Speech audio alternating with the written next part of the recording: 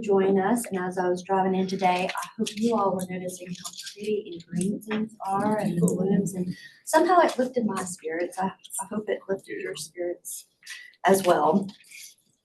And before we get started, I want to introduce Carrie Clark, who is with us now. She's our financial analyst. And I was remiss in doing that last time that we met, so I wanted to give her an opportunity to introduce herself. Sure. Hi, everyone. Happy to be here. I started on with the county in January. My previous experience, I was actually in higher education at Western Carolina University, working in student conduct and compliance.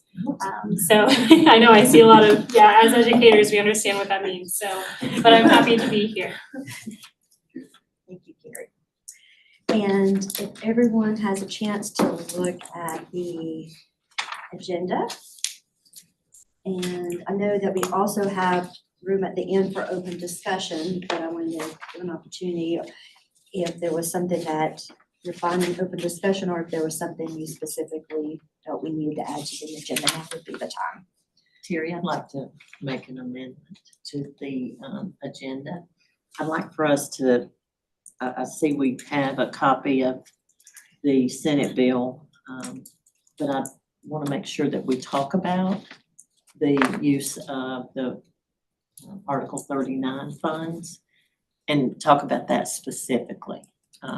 If we could add that to the agenda. Okay, so motion to add discussion of Article 39 funds to the agenda. And we would add that after the schools have presented their project request. Do we have a second? I'll second. Okay, we have a motion and second. Any discussion? All in favor of adding the Article 39 discussion to the agenda, please say aye. Aye. Any opposed? Okay, the ayes have it. We will add that to the agenda. I'm gonna move it.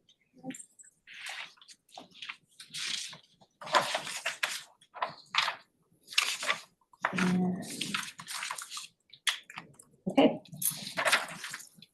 And then we also have our meeting minutes in front of us. And if you had a chance to review those, I'll entertain a motion to approve the February 17th regular meeting minutes. So moved. Second. Motion and second. All in favor? Aye. Any opposed? Thank you very much. And public comment. Do we have anyone with us here in person or online for public comment? No one online. Okay. Thank you. And now it is time for our financial update. Thank you. So the approach we'll take today, we'll talk about revenues. I hope to have an expanded financial discussion on the 28th, but for today, we'll talk about the revenues, the inflows into the fund, the outflows, the expenditures of the fund, and then maybe a little bit on the funding history and the fund balance to try to get that full picture. So you all know Article 39 drives this fund. Over the last 5 full years, growth rate has been about 7.73%. But when Helene hit, it hit in our heaviest month for sales tax, which brought us way down. Initially, I believe when I last presented you, it was 11% down year to date. Currently, it's down 6%, and I'm projecting it to be around 3.5% to 4% down overall for the year. Annual revenues, typically $26 to $29 million. We're looking at roughly $27, $28 million this year. Any thoughts on the revenues?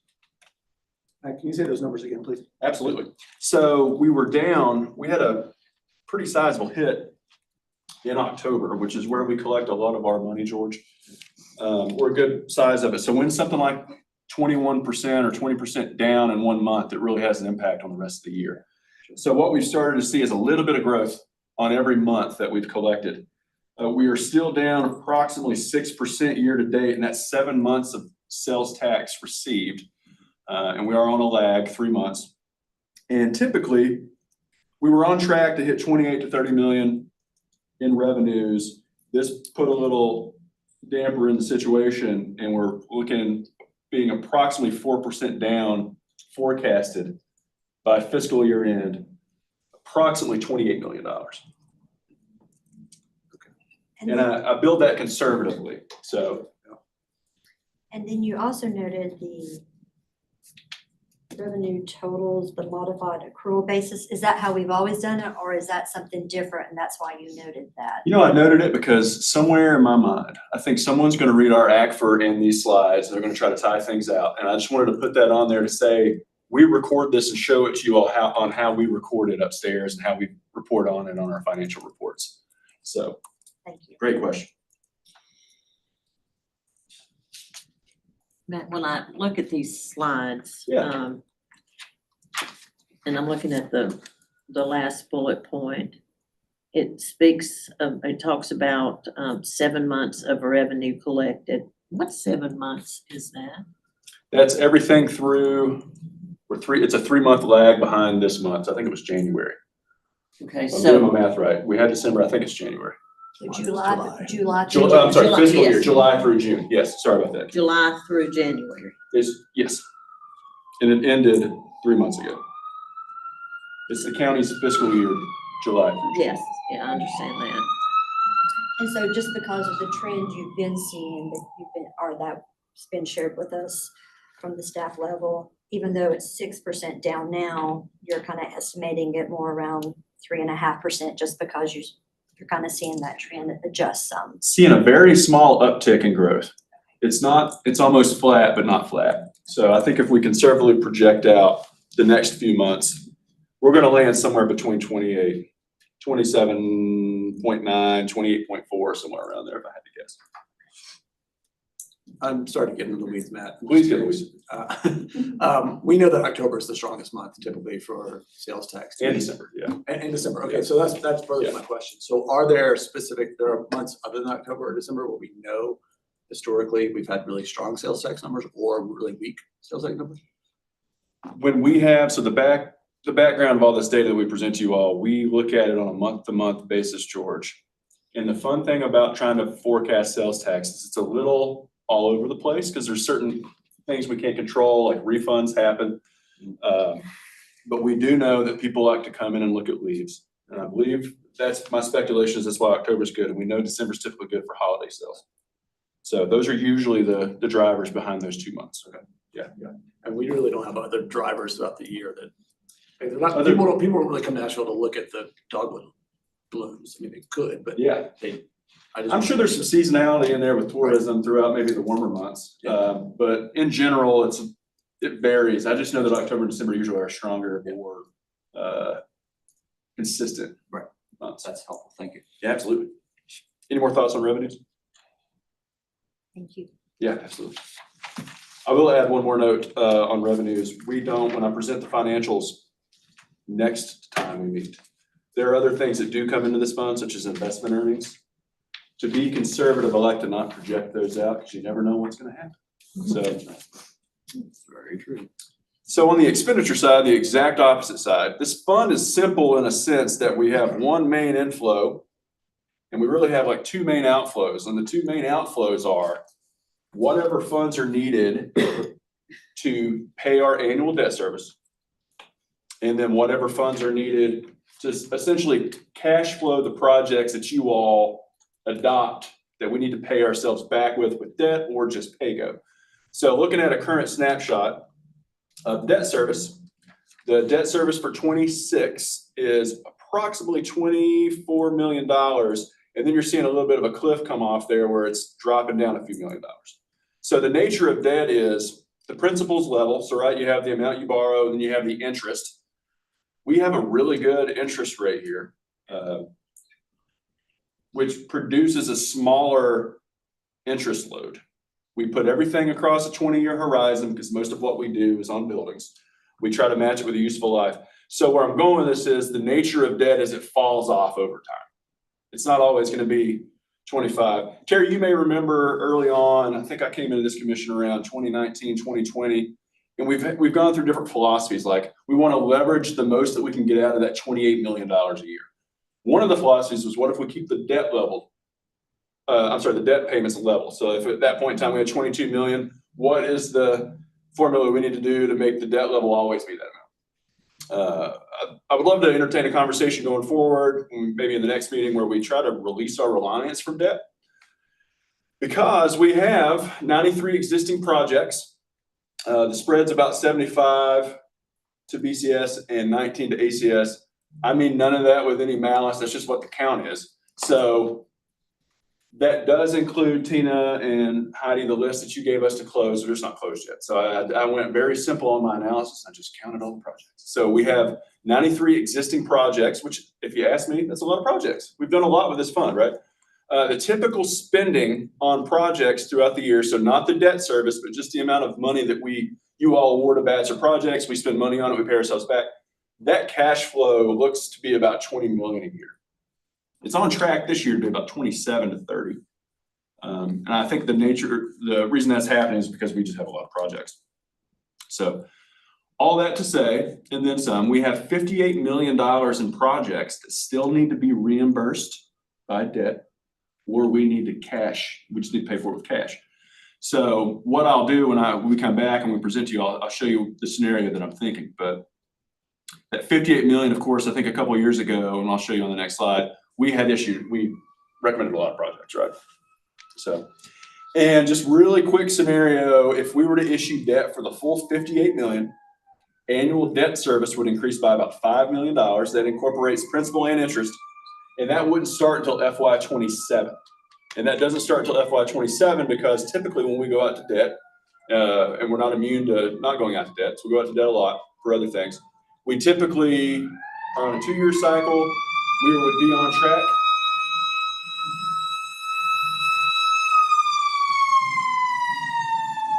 In 2026 to issue debt. And then we always structure where we don't start paying the debt service until the following fiscal year. So the model that I would present would have that in there. So Just a few Yeah. clarifications, just kind of reiterate there, so make sure I understand. So basically for this coming budget year, the total we need is, well, just over 24 correct. million for the debt service, out of the funding. And then 2026 is when we would more than likely issue the next debt, which potentially could be the 58 million, depending whether you do debt or pay-go.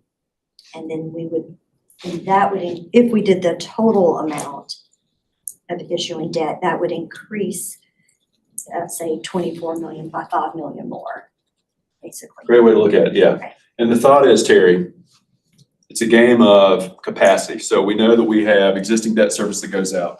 We know that we have project costs that we have to pay for. So that leaves a little bit left over from the Article 39 and whatever we have in the bank, right? So the thought is you can issue more projects if you issue debt. If we pay-go, you have to do fewer projects. So that's kind of the push-pull there between debt and pay-go and stuff. We've leveraged this debt model. That's how we've been able to go out for so many projects. I do worry, though, maybe worry is not a good way to say it. As a person that tries to manage this fund, I don't want us to keep, it feels like the reliance on debt could probably stop at some point, or at least for a minute. If I'm recalling when we made the decisions last time, there was a recommendation and there was some of it that you recommended for debt and some that you recommended for pay-go. So we did some of that this past go around. We did, and I think the thought was we were going to look and see, so what we do, markets change every year, every day. Right now they're changing every minute. What we would do is we would assess at the time that we think we would go to market and see how healthy the fund looks. And then maybe we don't go out for the full 58 million. Maybe we sliver off a portion of that we don't issue debt for. Because what you're doing, I think, Tina, you and I have chatted about this before, you're sacrificing project costs for interest expense. But you're also, if you go the other way, you're reducing the amount of projects you can work on at one point in time because we wouldn't have the amount of money to do it. So I'll go more into depth on this on the 28th. But it sounds like you understand it. So. Any other questions for Matt there on these expenditures? I assume that the existing projects, the 74 and 19, is that million and not percentage? That is the actual count of projects. Oh, So we have 74 projects and 93 19. projects Okay, out thank there. you. And they range, Kim, from all over. What I'll do at the next meeting, since we're going to talk more on finances, I'll bring you a list of all the projects. That'd be great. Absolutely. You know, I'm the rookie, so I'm gonna ask a lot of questions. I'm not a rookie anymore on the Board of Education, but I still ask a lot of questions. I think questions help us understand Thank and you. make better decisions, Thank you. so. So how does this projection work if the Article 39 money is suspended for 2 years? Great question, man. Do y'all want to talk about that now, or do you want to talk about it when we talk about Article 39? It was not my intention to bring it up, you start it now, but I'm just, Yeah, and I will talk about however y'all want to play that. My sense is, let's have that discussion after the schools Okay. present too, because I think there will be a robust discussion with multiple factors. And so I think it'll be good to wait till that point. Okay, perfect, yeah. Matt, before you go off the slide, kind of piggybacking on your comment about how much additional interest, you'll just look at the difference between principal and interest just for next fiscal year. $7 million in interest, and then you sum out that whole column of interest. That's a lot more project cost that we could be funding. So that's not project cost, that's just the cost of, that we're paying just to do more projects faster. So can you say that again? I'm sorry, I was Yeah, so not if you look at the focused. interest column, Okay, that interest didn't go to fund your projects. That interest went to being able to use someone else's money, bondholders' money, at a earlier time, right? So that's what we're paying for, to be able to do projects sooner. So just keep that in mind when we're saying, let's just do more debt and more debt and more debt, because that means that the funding source that goes into this to pay for the project, you get less projects out of it. Get them sooner, but you get less of them, right? So it's not something you can just turn off immediately, but trying to really support that transition to doing more projects, PAYGO, you get to actually do more projects. Yeah, I don't know how many people in this room get a thrill out of finance. I do. Carrie does, Georgia. But like we've had fun with this fund because we've been able to do a lot.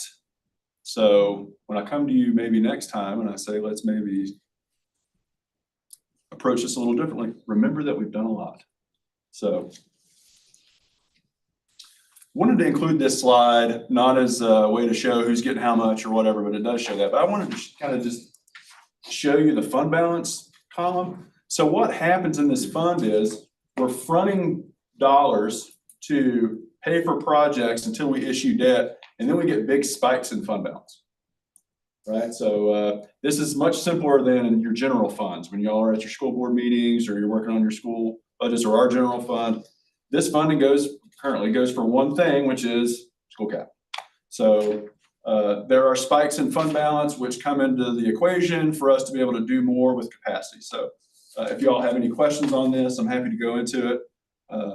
We have Terry brought a good point up earlier. We have a public input site, that's what it's called, some sort of public input.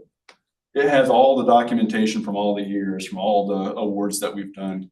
Kim, I'm sure you have a lot of free time, but it's all out there, and we'll compile stuff for you if you need. But you can see what makes up all this, and this is in millions. and so basically one reason we see those jumps, just to reiterate what you said, but to make sure with the fund balance is because because we're going out for the debt every 2 years, and that's one reason we see those Yeah. fluctuations there. Yeah, the last debt issuance that we did, I believe, was over. Well, I don't want to go on record. It was a lot of money, so that's why 67 million sitting out in the fund balance. And other things come into play, right? So fund balance is going to be your difference between revenues and expenditures. That's the most simple way to look at it. But we do things like insert bond proceeds into that fund balance amount. So that's why there are spikes there. So in 2021, there was 16 million. And today it's 67 million. Help me with why we need such an increase. Because a lot in of fund that, balance. that 67 million, a good chunk of it is the bond proceeds that we received to either pay for projects that we haven't spent money on yet or pay ourselves back. So it says $67 million, but a good chunk of that's spoken for with existing projects, Kim. So that is true. I do enjoy finance. I do geek out on Hit me it. with a good one, George. So if we're still thinking like every 2 years is when we're issuing debt service. And it may not be. It We may watch not the be, right, markets, it may not but be, yeah. but I'm noticing if we go by, say, odd years only, in general, the odd years have increased. Not the same rate that the even years have, but the even years are increasing as well. I guess I'm just having a hard time reading what this chart is trying to tell us, Well, for one thing, it's telling you how much you've given to each school system. right? I didn't necessarily want that to be the focus of this conversation, because we kind of know. Yeah. But I did want to highlight the fund balance column, because when I come to you next meeting with a table of all sorts of crazy finance stuff on it, we've had a little primer on what each line item is going to be. Okay. I wouldn't think too much into the odds and the evens, because what we do every year, right? We come and we say, this is what staff recommends as a capacity based on all these factors. We had one year where we recommended a lot of projects, right? That 2024 year. Right. We've just been on that cycle of issuing debt every 2 years. So that's gonna juice up that fund balance unless we've somehow just rode it all the way to the end where we wash itself out, but it's not been that way. Okay. So, And, I'm sorry. No, you go ahead. So is it a poor reading of this chart if I were to take total requested high priority in millions column Mhm. and subtract it from the ending fund balance? So I'm looking at 40 million. I wouldn't mix those two numbers together. Okay. Yes, So two they different don't- things, so two they are two concepts. different One's a things. financial reporting thing. One is a decision point in this room. I would look more at that. That's helpful. I would look at it more like, okay, these are the high priority requested items that we didn't fund. Gotcha. And you can see over the last few years, except for last year, you funded 100% of their high priority requests. Yeah. So, and you funded 100% of their high priority requests because we've issued debt. Yeah. Or we've planned to issue debt. So we have metrics that we look at on our end, which is how much of their CIP are we trying to fund? That's very helpful. Thank you. Yeah. Absolutely. And just, do you have a sense, Matt, since really that fund balance isn't, there's the bonds and everything coming in there, do you have a sense of kind of a base level where this fund balance does stay that isn't those other funds coming in? I think it changes. I think we would want to look at it more so like, what do we need in that fund balance to make sure we can always pay our upcoming annual debt service? Or maybe 2 years, we wouldn't be able to pay 2 years of debt service. But no, I mean, looking at this and not seeing any trend, yeah. And it's going to change so much when we issue debt. So it's always going to be this ongoing cycle, at least for a few more times. Yeah, so maybe next meeting, you can kind of give us a sense of where you think that Yeah. should stay to cover Yeah. everything. I would love it to be, we love ratios. It would be nice to see that spread between revenues in and debt service that has to go be paid every year. So the 28, the 24 to widen a little bit to where we don't have to focus so much of that annual revenue to pay that annual debt service. I'd love to see that kind of widen a little bit so you have more capacity to just pay go things. That'd be the thing I would probably chase after more, which the fund balance will help. And that's it, I think, for finance. Any other questions for Matt? All right, thank you so much. And I think we're ready for the project request and Asheville City Schools first. I gotta get the little thing. You gonna drive it for you? You can use the wheel too. You're probably much better at it. Alright, so yeah, Asheville City Schools project request. Everybody here's been here before at this point, so everybody knows who I am. Lonnie Lunsford, project manager with General Services, help Asheville City Schools with their project.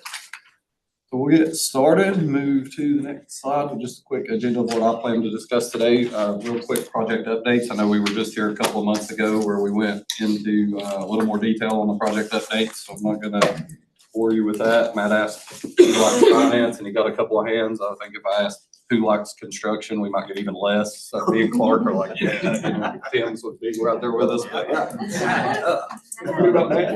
Matt, yeah, Matt's. Well, we got more hands than the finance people, so we're good.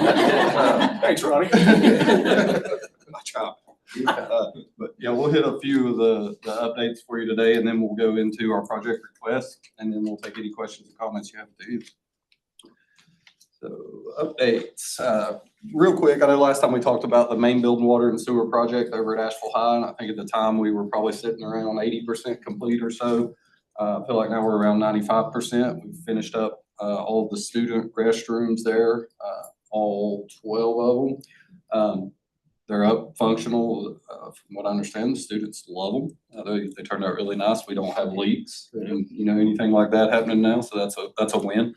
I'll be moving on, here soon to 6 staff restrooms in the building, kind of get those in the same shape, and that main building's water and sewer will be good to go for quite some time, so real excited.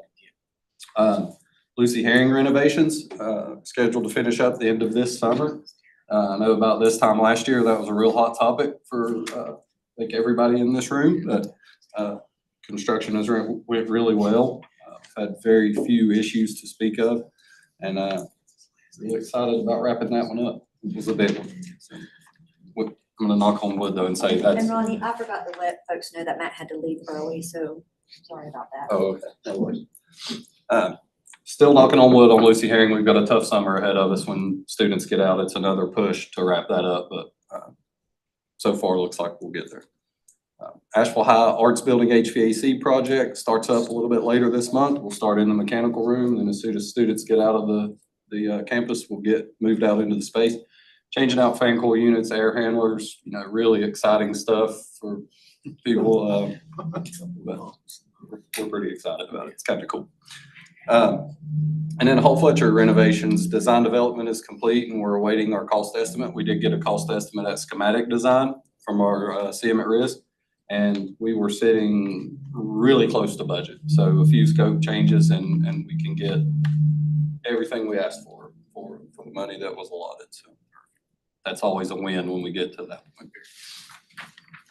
So like I said, just real quick project update. So now we'll just move into the FY26 request. Kind of stealing a page from Clark on this one. That page exactly is stolen from Clark. Bill. Yeah. Well, that was on the TRC, so I'm good. That belongs to both of them. Gonna plan a lobby upfit. This would be the third preparation of lobby upfit. One is going in this summer at a school that's under construction, another one in design now. This is the first one we've done as a standalone lobby upfit. We've incorporated the other two into the major renovations we're doing. It's a little bit different, but not really having a major renovation planned. We thought that was the right thing to do with, prioritizing security. April and the Tims and I had really good discussions around that. So that's number one on our list. Again, following the prototype created by that initial report with the multi-tiered vestibules to create secure entrances. Really limits access to the school, as you guys have seen before. And then same MO, electrified hardware, bullet resistant glass and materials, video surveillance, incorporating everything we can to create a secure entrance. Ronnie, did you say what schools? I did not, and that's been discussed before. New to the commission. Not new to the commission. We've always, Clark and his team have always kept that kind of under wraps until they come to fruition completely, just so that it's not bringing attention to it. So, but we can tell you later. We can whisper it in your ear on the way out. Yeah, yes. And so I did speak with Clark a little bit, being this the only one that we've done kind of on its own. So he and I discussed just budgets on this, and I think each school's different, like we've discussed before. Some are easy, some are not easy. This one is somewhere in the middle, what we're looking at. So we're sitting on around $1.5 million for construction, and then 150 or 10% of that soft costs for things like design, architectural and engineering fees. So bringing the total project cost to 1.65. So you've done one school? This will be the first standalone. We've got one in construction now and another in design now. So those schools know who they are, right? Yes. Yes. Who are they? The one under, go ahead. Well, because they're not neither one of those projects are complete, we can't share that out publicly, but I'm happy to talk to you about it after the meeting. Very good. Thank you. I was about to mess up. That's okay, I got you. Ronnie, is this something you do during the school year or do it during the summer? Probably be a combination. Can't get them completely done in a couple of months. We could extend summer break if anybody wants to make that happen, but got it. Thank you. Now, I know my son's school had it done last year, so run into the school a little bit. But not a problem. Y'all did a great job. Next project on our list is at Asheville High School for stadium repairs at the football stadium. That is on the home side where the Asheville High fans sit under the press box. Yep. And so it's really just concrete that needs what we would call repointing or resealing. You can tell through the 4 pictures on the next 2 slides, a lot of the sealant is failing and has cracks that allows water infiltration underneath. Underneath that stadium is basically just dirt that was carved out to build that and a lot of electrical infrastructure under there. The school spent some money last year, I think it was, repairing a lot of that electrical infrastructure that was damaged from the infiltration of water. And actually, a lot of the hand railings and pressure wash, we've really done a lot of work to that stadium. This would help tighten up the whole thing right there. Yeah, and so just over time, concrete, you don't pour it and it stays there forever. It moves constantly, and that's why you have those sealant joints, and they have to be replaced. It's creating not only the underneath problems, but safety hazards on the steps and the bleachers themselves. As you can see in the picture on the right, it's a pretty large crack in that needs to be repaired. And if you'll go to the next slide, there's 2 more photos, kind of look the same. The one on the right is a little harder to tell, but if you see the top bleacher, some of the sealant is still there underneath the aluminum seating. The next one down, it is all gone, and there's just about a 1/2-inch crack between those pieces of concrete. And then the photo on the left is just cracked concrete over time. Somebody told me one time the only way to keep concrete from cracking is to leave it on the truck. So.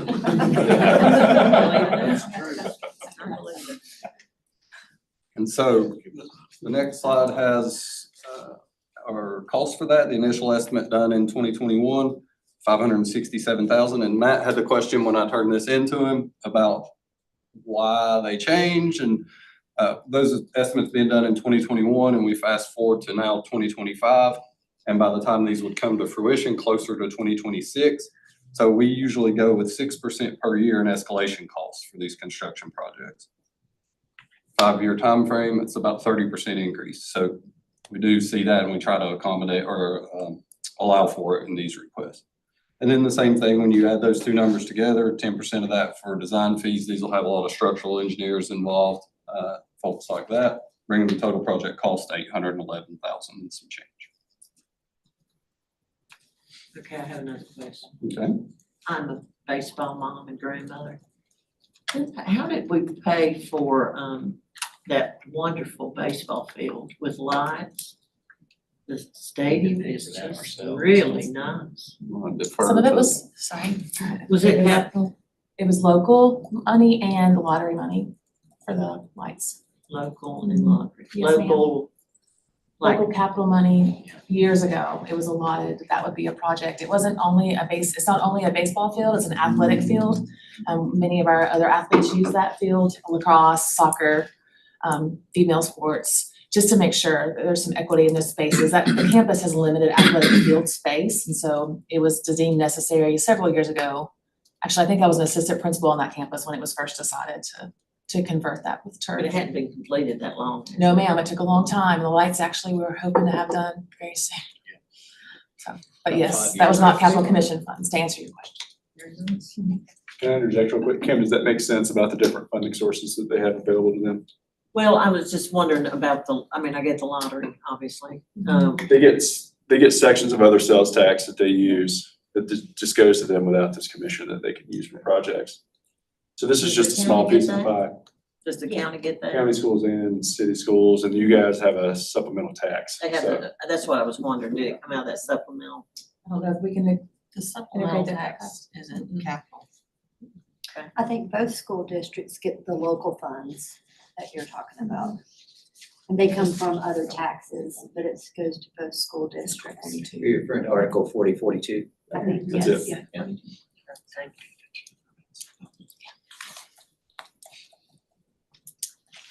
All right, so the next project's also at Asheville High, and we kind of group these back to back because they're very similar in nature. More than likely require the same type of contractors, same type of engineers. So, if awarded, we would more than likely combine those together through a bid process to where we only have one contract for each. But these are the front steps at the main building. If you go down McDowell Street and you look up at the school, you see those stone-looking steps that go a long ways from McDowell Street up. Those stones are original and moved a lot over time. I can kind of tell in the photo on the right, there's one step that protrudes out further than the others. They're all uneven. There are large voids that have developed over time, which create a pretty big safety hazard. If you go to the next slide, Matt, you can see the photo on the left that one of those voids where it is just a very large crack that is formed and needs repair. The photo on the right shows a lot of dirt washout from underneath the steps where the water over time has went through those and just eroded and came out. It might be important to note what year the original build was, Yeah, 1926. 1926, almost 100 years ago. So, if awarded, a lot of discussion will go into how to repair this, I feel like. There's gonna be a lot of ideas, so that'll be fun. You're welcome to join some of those conversations. I'm sorry. So I know you haven't gotten to the cost yet, but are there a lot of ideas that would fit into this cost? Yeah, Okay. as long Right, as, so, we don't get too far out in the ideal world, yes, we can get them into that stuff. okay, it seemed like, I just wanna make sure the cart, I didn't put the horse in. So great leeway into the next slide. Our cost, the initial estimate in 2021, again, from the main report that we did then, was $153,511. Same escalations, and then the 10% design fees for a total project cost of $219,000. So Ronnie, sorry, one more question about that. Just, again, knowing that there could be different iterations of how that repair is done.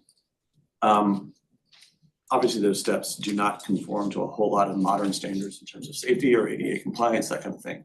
Would starting to work on that trigger any kind of permitting that we would then have to follow to make sure it is ADA compliant, has 100%, handrails, yeah. all that kind of stuff? Yeah. Every project we endure Right. has to, yes. And so I assume that's factored in Yes, too. sir. Yes, sir. Thank you.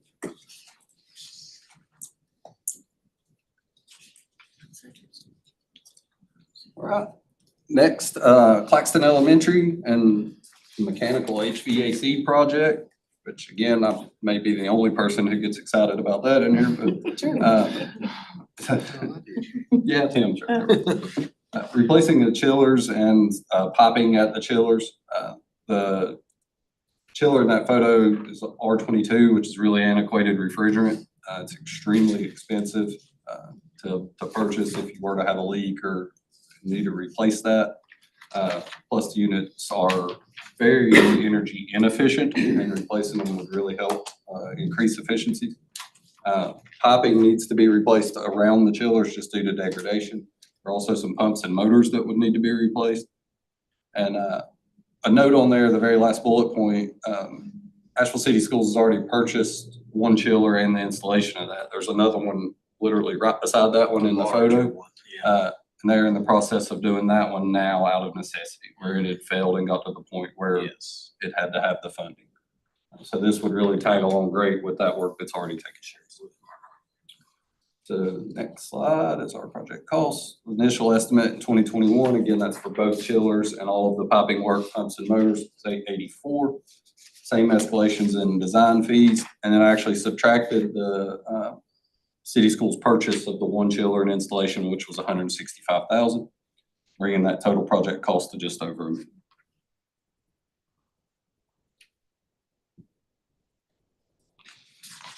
Same school, Claxton Elementary, replacing the existing Novar controls. Photo on the left is the really antiquated Novar system.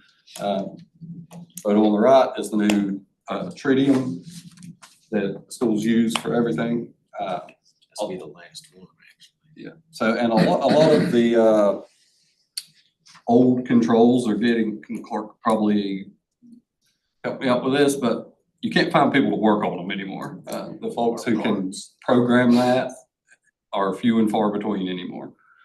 New system, the Tritium, one reason a lot of folks like it, it's non-proprietary, like a lot of the older HVAC control systems were, where you had, once you bought that, you had one vendor. That's not that way. There are several vendors in our area that can work on those, so you don't get tied to really expensive service contracts and things of that nature. New controls also help with the efficiency of the system, being able to control more data they can give you. So next slide. Again, those initial estimates that were done in 21, escalation and design fees, total project cost $728,000.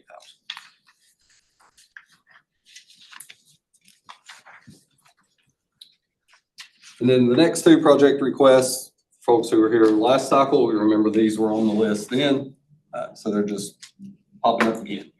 Lighting controls at IRB Jones, limited occupancy controls, very antiquated lights, lower energy use.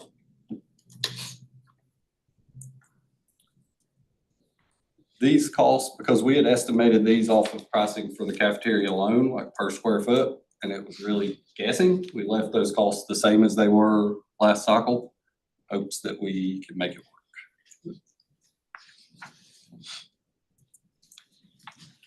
Another project we've added at IRB Jones is asbestos removal. A lot of the floor tiles in there are 9x9 VCT tile, which is usually a really good indication that they are asbestos containing materials.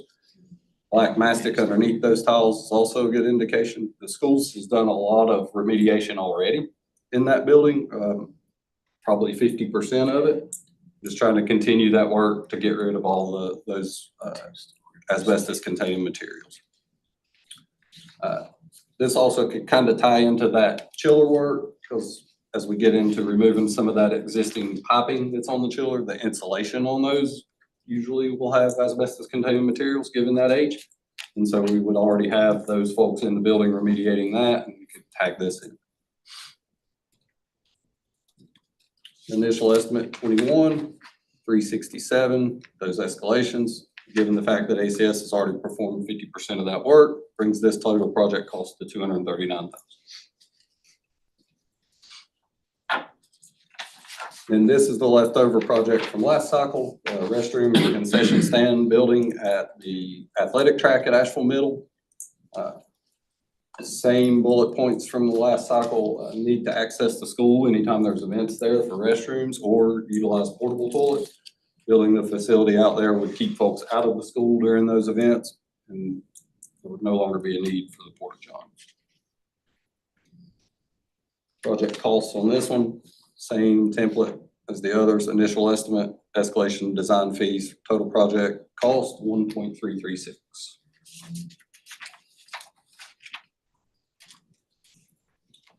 And then the next two slides are just our top priority requests and the second priority request, all tallied up. These are ones you will see next cycle and the cycle after. And Ronnie, on this, the top priority request, do you have those in the order of priority, like number 1, 2, 3? They are, yeah. Okay, thank you. Any other questions for Ronnie on these projects? All right, thank you very much. Thank you. Thanks, Matt. That was much better. Can't mess that up if you drive it. You did great. All right, and Clark, I think you're up. All right. Well, thank you all for having the opportunity to present to you our list of prioritized requests for the upcoming budget year. Thank you, Matt, for driving, because I'm not very good at that and I don't enjoy finance, so. Thanks, Mark. Yeah, you're welcome. But we will talk about stuff that you're not enjoy here in a minute, so. Our first slide, obviously, thanks to Tina and her staff that helped put this together, because I'm not good at presentations either. So they put these slides together for us, and we will go through these and talk about our projects. Markham County Schools, this is just, we talk about this every time. We're the 15th largest school system in the state. our enrollment, these are approximate numbers. They change, as everybody knows, daily, and our employees are changed daily, seems like too. So we live in a world of change. We thought COVID times were the world of change, but I think change just keeps happening daily. So we keep working with that. So 44 campuses, over 1,300 acres of property, 13 million square feet of paved roads and parking lots. We have over 107 acres of buildings. That's hard to wrap your brain around. You know, people think about things in different square footages, but we have a lot of facilities. 102 acres worth of roofs in our buildings that we maintain. So one approach that Buncombe County Schools is focused on in my career is phasing projects. We've been forced to, because of our needs outweigh our funding for all of our budgets that we focus on. We focus on local money, our lottery money as well, our local 4042 money, and this Article 39 money to maintain our systems. You know, these are just some highlighted projects that we're working on phasing. One of the big ones that both school systems are working on, the lobby security upfits. I think that's been, you know, praised by the communities, by everybody when we get done, but we still have a lot to go. And we're having to work on them as a phased approach. Our technology upgrades, and this, when I talk about technology upgrades in these meetings, it's not the computers, it's not these cell phones, it's the systems that you don't see in a building that keep these systems working. It's the wiring above the ceiling, it's the Wi-Fi, the servers, the switching, all of the items that go in together to make a complete system. So any of those requests in this budget are related to the infrastructure needs. Our roofing, we have 1,130 roof areas in Buncombe County Schools. And a roof area is defined as a section of roof that's separated by an elevation change and or a physical, you know, wall or some form of structure that changes the roof area. So we have 1,130 of them. As Ronnie talked about, our control systems, all of our buildings have some form of controls, everything from pneumatics, which trying to find somebody that can work on pneumatics now is getting tough to do. That is old technology. Even finding parts for them are hard to do.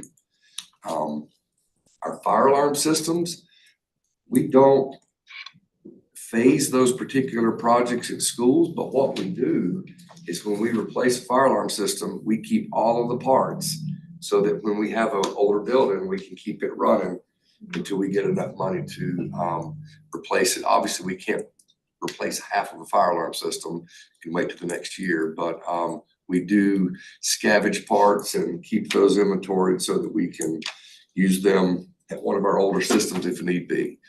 Paving, obviously, we you know, do paving like roofing. We'll pave so much of a campus for 3 or 4 years to get finished. Our queuing drives, bus ridership has changed.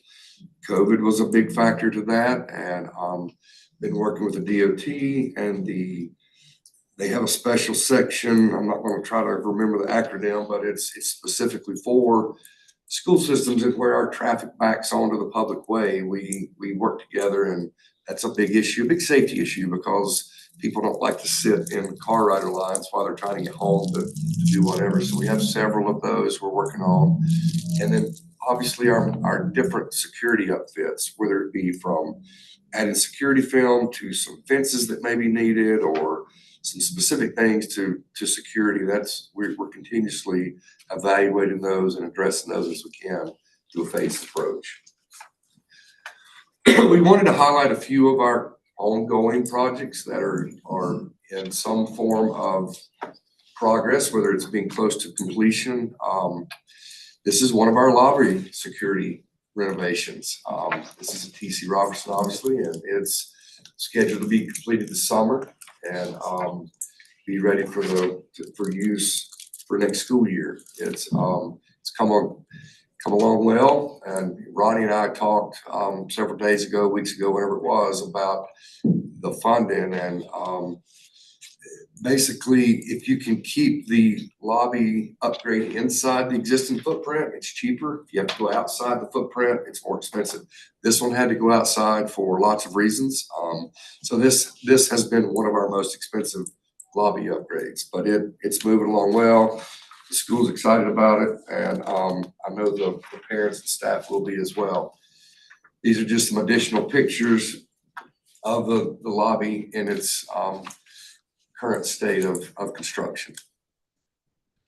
And if there's any questions along the way, feel free to interrupt me. So this is North Buncombe Elementary School. I think this may be where Ronnie's children's go. So it is, for lack of better terms, pretty much 100% functional. There are some things we're going to be working over spring break to finalize, and then a few more items next or this coming summer to finalize this project, but it currently is functional.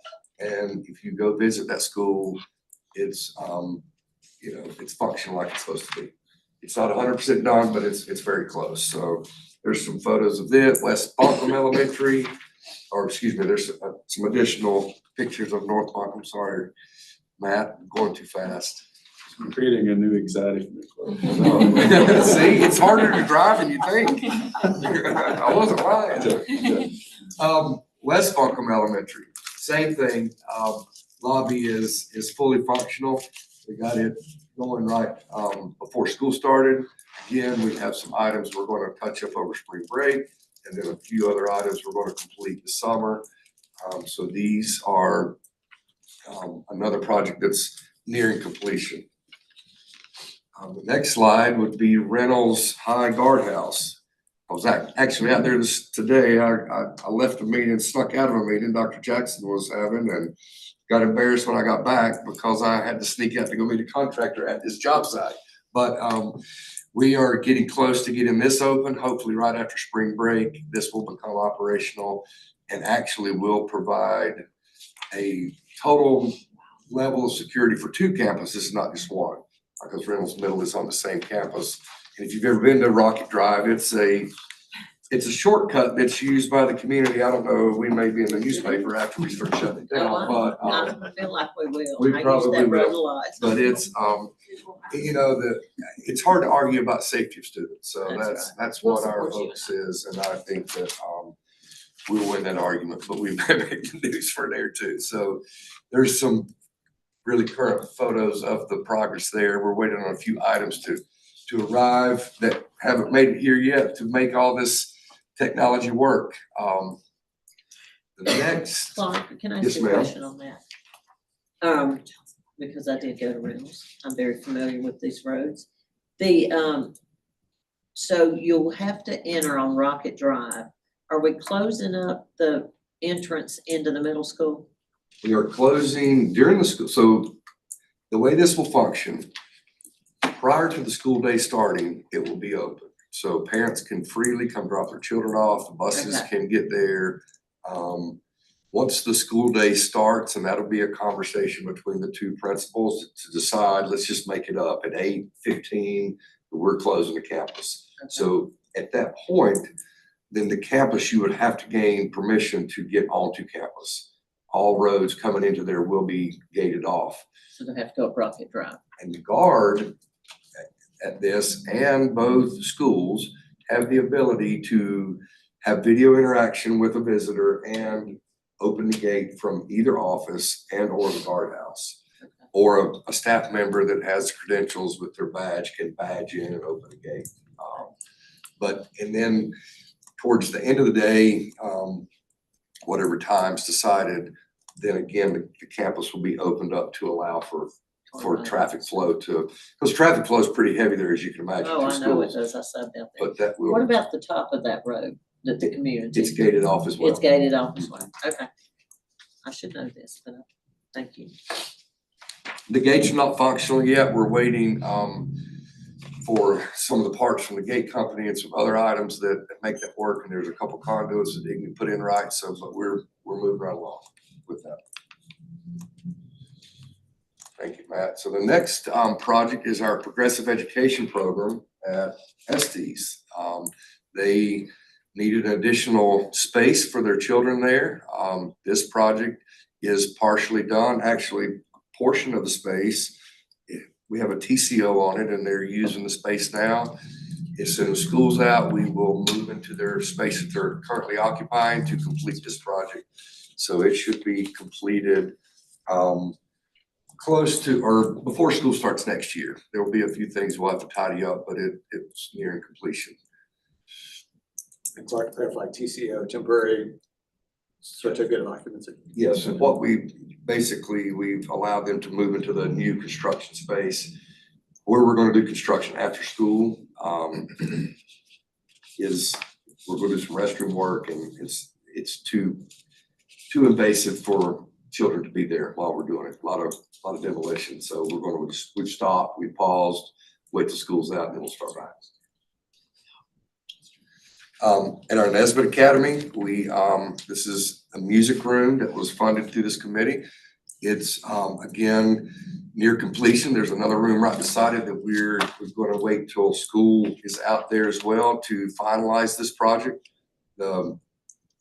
This has been super helpful if you've ever been in a building where any type of musical instruments played. If you don't have the proper acoustic values in a space, then everybody gets to enjoy the music. Or this space is doing really well when the doors are closed, and it really keeps the sound in that space. So it's been designed well and constructed well, and we're really pleased with the space. So it's doing well.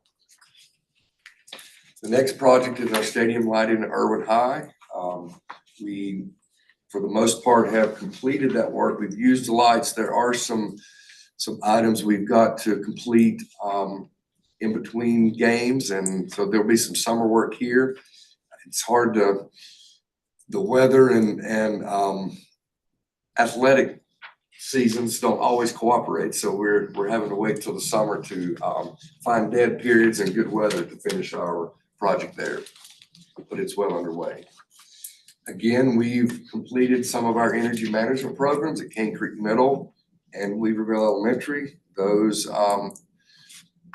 projects are pretty much complete. There's a few little things we tie up at both of those, but they have improved our spaces tremendously. We're seeing energy savings and better space control and climate control for our staff and students.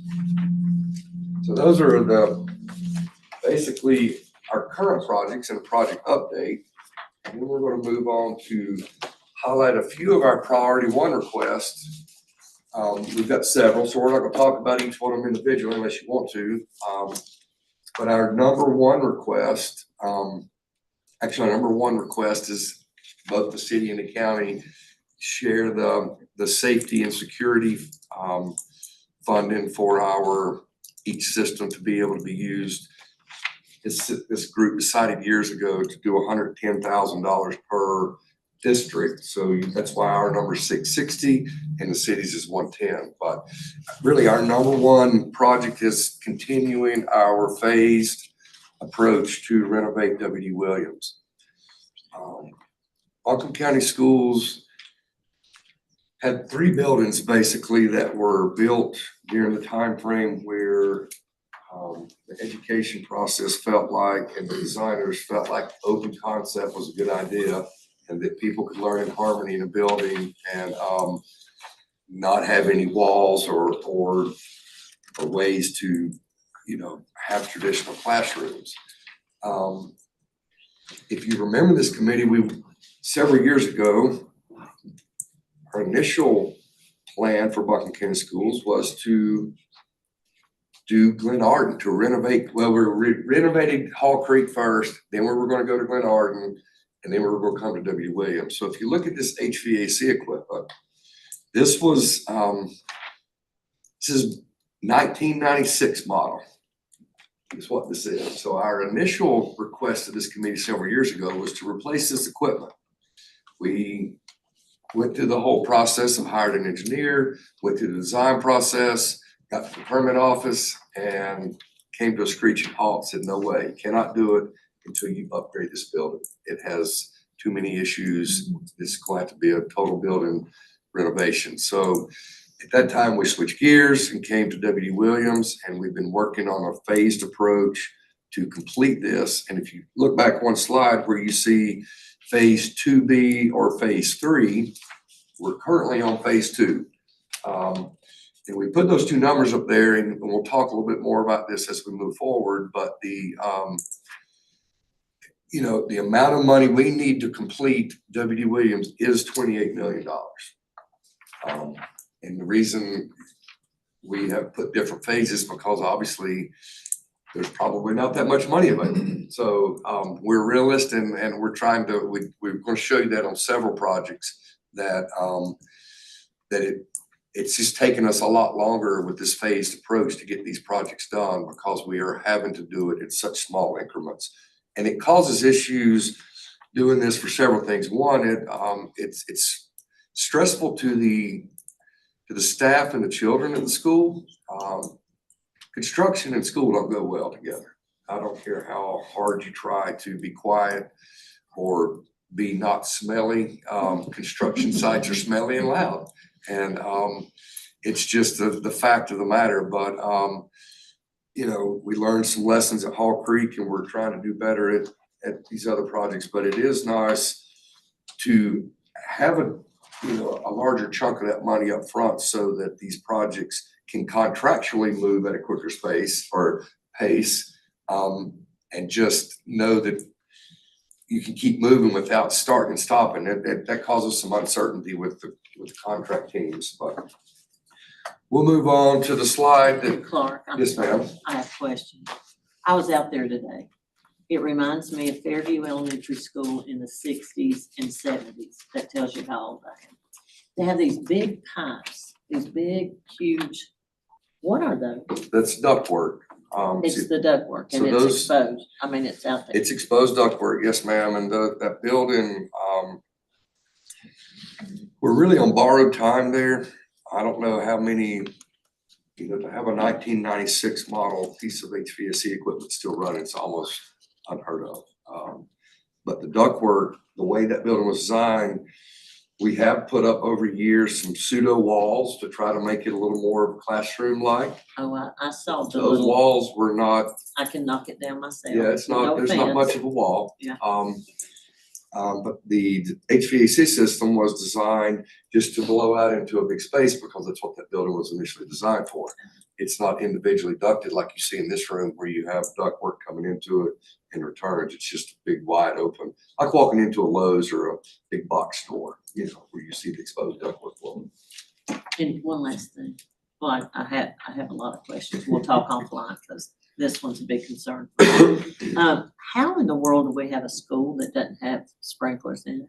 We have lots of buildings that have sprinklers in them. They, Is that not a law? typical construction, 10 years ago, and don't quote me on the 10 years, at a point, it became cheaper to sprinkle buildings than it is to build fire partitions, whether it be a fire rated corridor, fire rated walls. So you have either or option. You can still build that way. We have just determined it's cheaper to put a sprinkler system in than it is to build the masonry structures all the way and create the different fire compartments in the building. And one final comment. Mhm. Those, that walkway going down, I almost fell. It's I a mean, lot. literally, I almost fell. That would not have been, you would have gotten 1-800 Clark. You Yeah, get your I'm exercise, surprised at somebody, that- get your exercise at hasn't that really building, gotten hurt for there. sure. I've never seen anything like that. Anyway, Lots of different levels. that was way before any of our time. Thank you. You're welcome. Again, we've all seen these protocols for our lobbies. This is what we are proposing, 3 lobbies. We talk about them in 1 large and 2 small that we try to do every year. That's what this committee's funded for the past several years, is 1 large and 2 small lobbies. And typically that could be, it's not particularly related to the actual size of the school, it's more of the size of the budget. Because some of them are more complicated than others depending on the building. The next slide is talking about our technology infrastructure. Our main backbone to our whole technology system is over 10 years old. I think it's 12. Robert, is it 10 years? 2013. So it's what, 13 years old. So it's getting, as you can imagine, how many people have a 13-year-old cell phone? They don't work anymore. So it's a constant thing to keep these projects going. Takes a lot of planning. Technology evolves consistently. Even the cybersecurity now, and I'm talking about things I don't even understand, but they are, we hear about it all the time. Try to get an email at work. I mean, it's a real thing.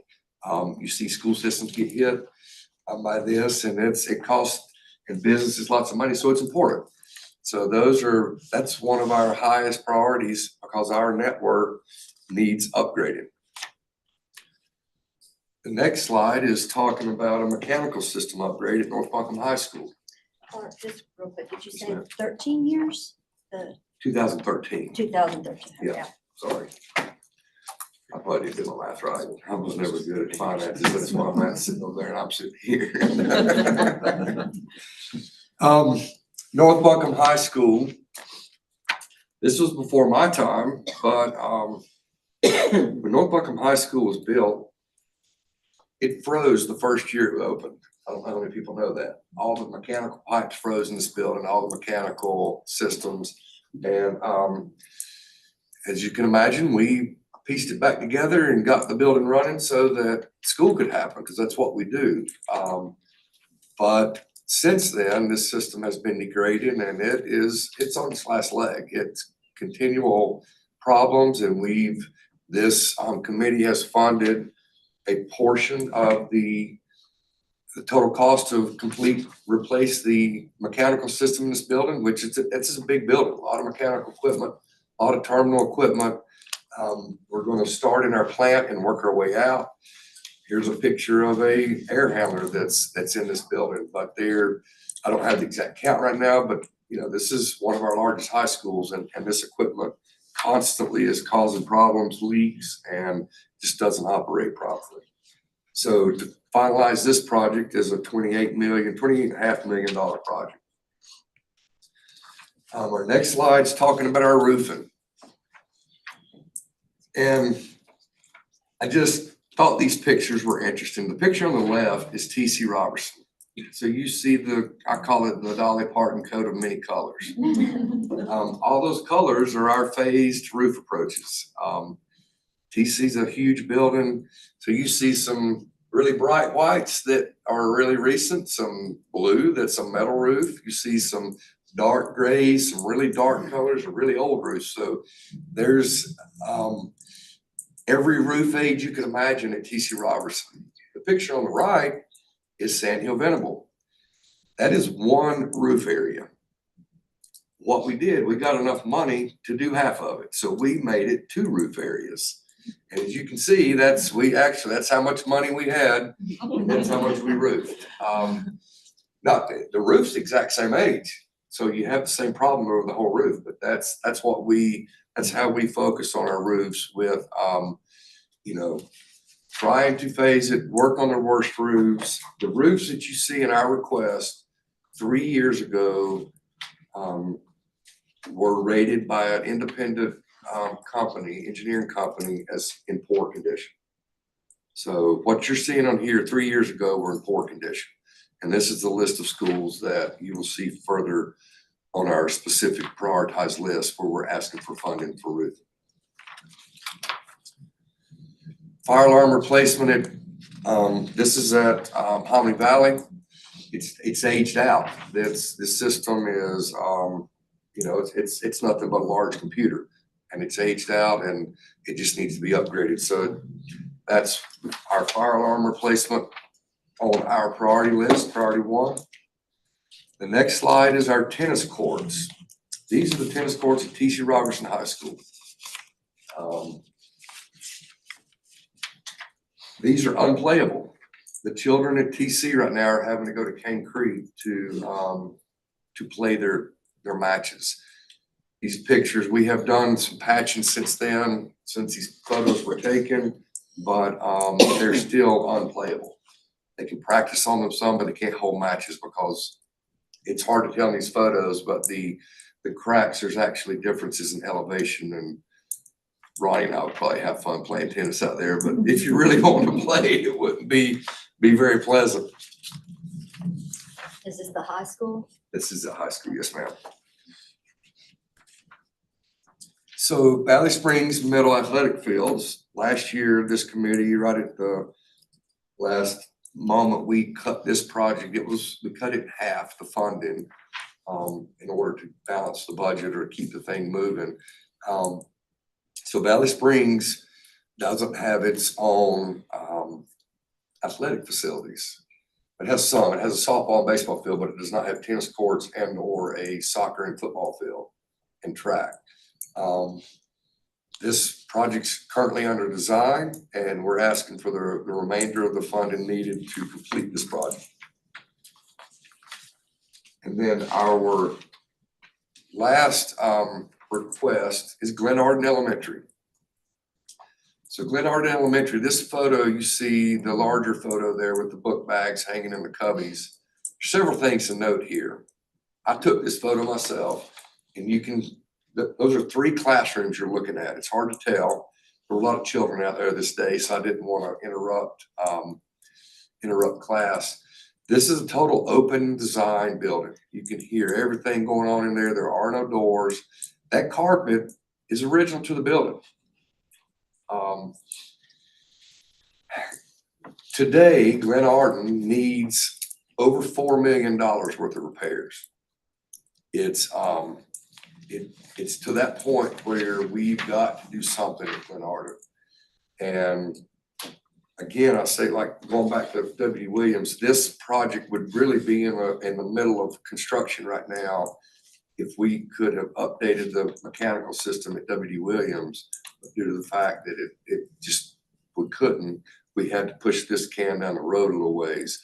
What we're asking for in this budget is funding to get the design documents moving, because this is a definite need and it's not going away, but we need to start that process to get this project moving. Clark, did I miss? I thought you said needs 4 million of repairs. So Okay, and then there's 45 million on here. Can you just explain? okay, sorry, I should. So where we are, this building needs a new mechanical system, needs a new roofing, needs new flooring. The problem is it's an open design concept building. We hired a architectural firm to come do a analysis of, is it better to renovate this building like we've done at Hall Creek and at W. Williams, or is it cheaper to build a new structure and tear this one down? Fortunately, at this campus, we have plenty of property. The other campuses, we didn't have that luxury. So what Buncombe County Schools wants to do is build a new school at Glen Arden and ultimately tear this down. And I bring up the point that it needs over $4 million of repairs.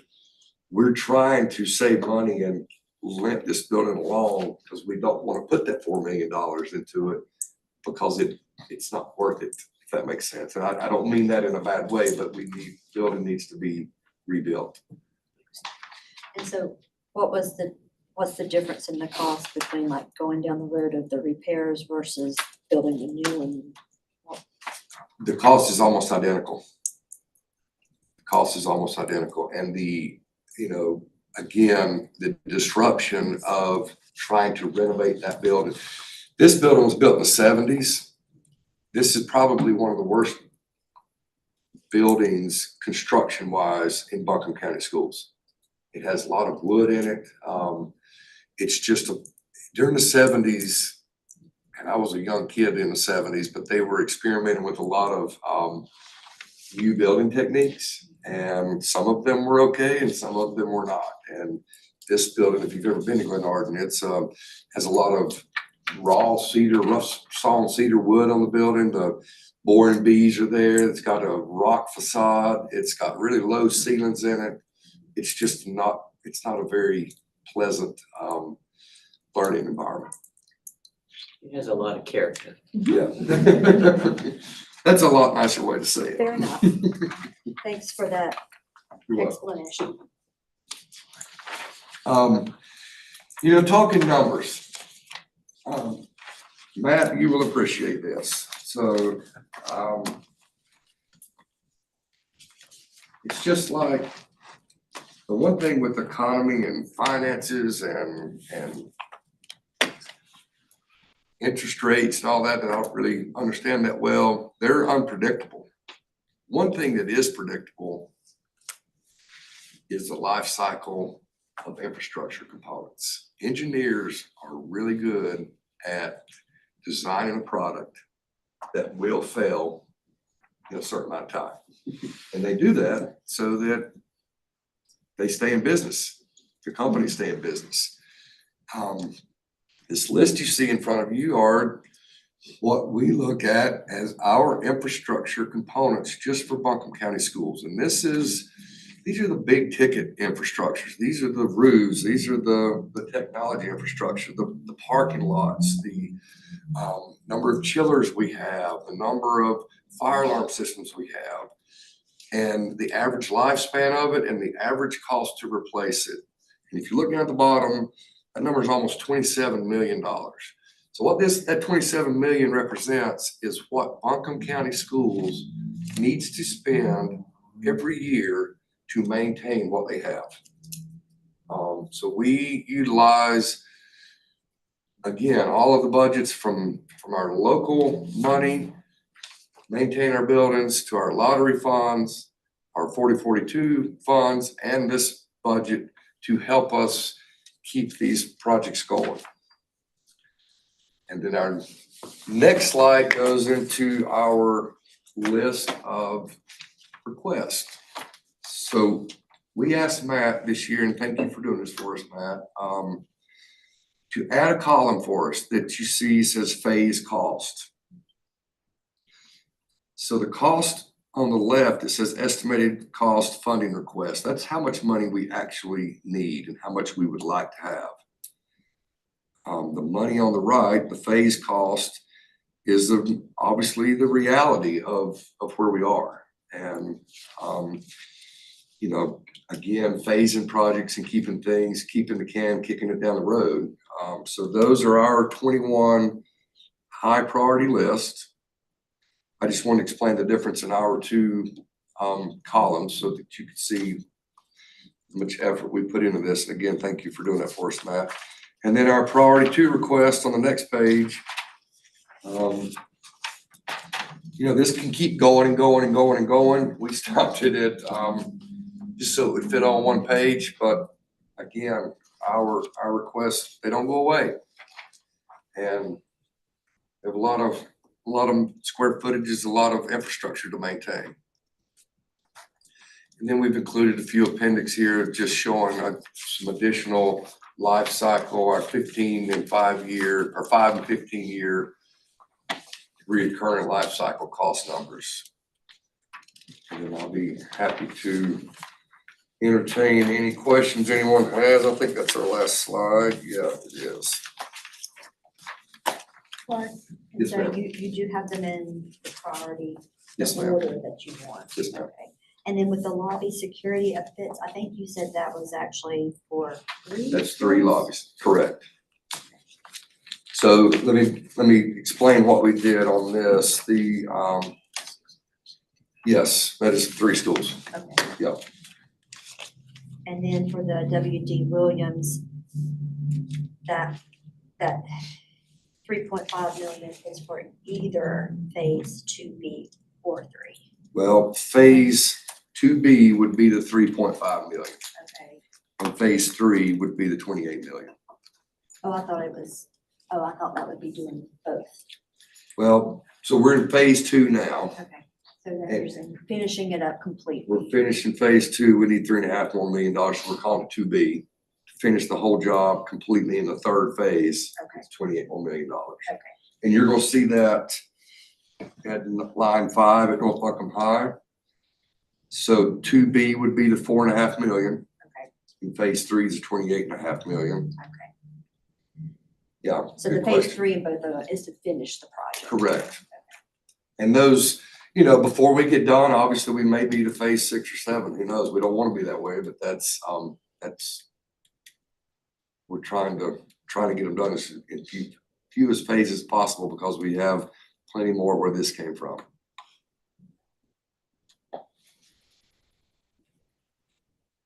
And then we kept talking about the different funding. And so there's the lottery funds, the Article 42, but it sounds like you're mentioning local funds as well. Well, when I say Are- local funds, I mean, we're using our, you know, if we have a roof leak or something, we're using maintenance funds that come out of our local budget to repair a leak, but it's not Okay. a capital It's not a improvement. capital. So really it To is just, repair. is It's a this repair. fund, the Article 42 and the lottery funds? Correct. Are the 3 funds that you can use for capital. 42, 42. lottery. And the 42 is really in one. We receive it in one bucket, but it Yeah. comes in two separate ones. Okay. Is there another capital state fund that you all apply for funds for? We are not eligible for low wealth and we would love to, but we're not eligible for the others.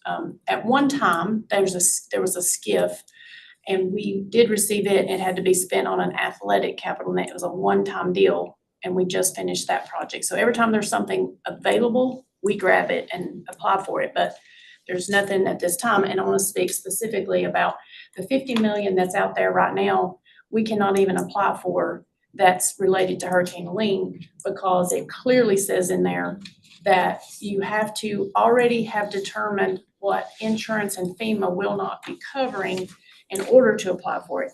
We're nowhere near there yet. We're working through all those stages of trying to get our insurance wrapped up and our FEMA, but we're nowhere near the timing to be able to apply for that 50 million So there's 50 million for capital specifically? for this, the state, for the whole state. Okay. Well, All the the states. states that were affected that are in that disaster area can apply for it. That's through the General Assembly, like what, who's issuing those funds? Yeah, I forget the House bill number, the Senate bill, but it's in there. Is it the disaster bill? Okay, the same ones that we can apply for. Okay. So do you foresee that you, at some point, are gonna get to where you will be able to apply for some of those? I don't know because, let me say it this way, it's very specific to related to Hurricane Helene. I can't take this list and put it over there. It wouldn't qualify. So it would be very limited and it wouldn't be near what we really need, but Anything we qualify for, we will certainly apply for sure. Clark, I know it's at the very bottom, anyway, number 21, Glen Arden, just clarification. You said that it makes more sense probably to rebuild that school, For sure. but you have a phased request So of the 2 million, so what's? So the 2 million, we realize that this building, something's gotta be done. So the $2 million would allow us to go ahead and employ a design team to get the design process started for this, because that's that takes time, Yeah. several year process that would allow us not only to get a full design, but to realize, is that $45 million a correct number? Mhm. Is it 35 million? Is it 55? You know, that's a square foot cost right now, but we could hone that number down and bring back to this committee to start the process to rebuild the school. And costs are gonna go up with You know, the tip. It's interesting, I got an email today, from a vendor. It says we have a 18% increase. Oh, gotten two today. I've got it from Wilson Art, saying, and these are components that go into new buildings, 18%.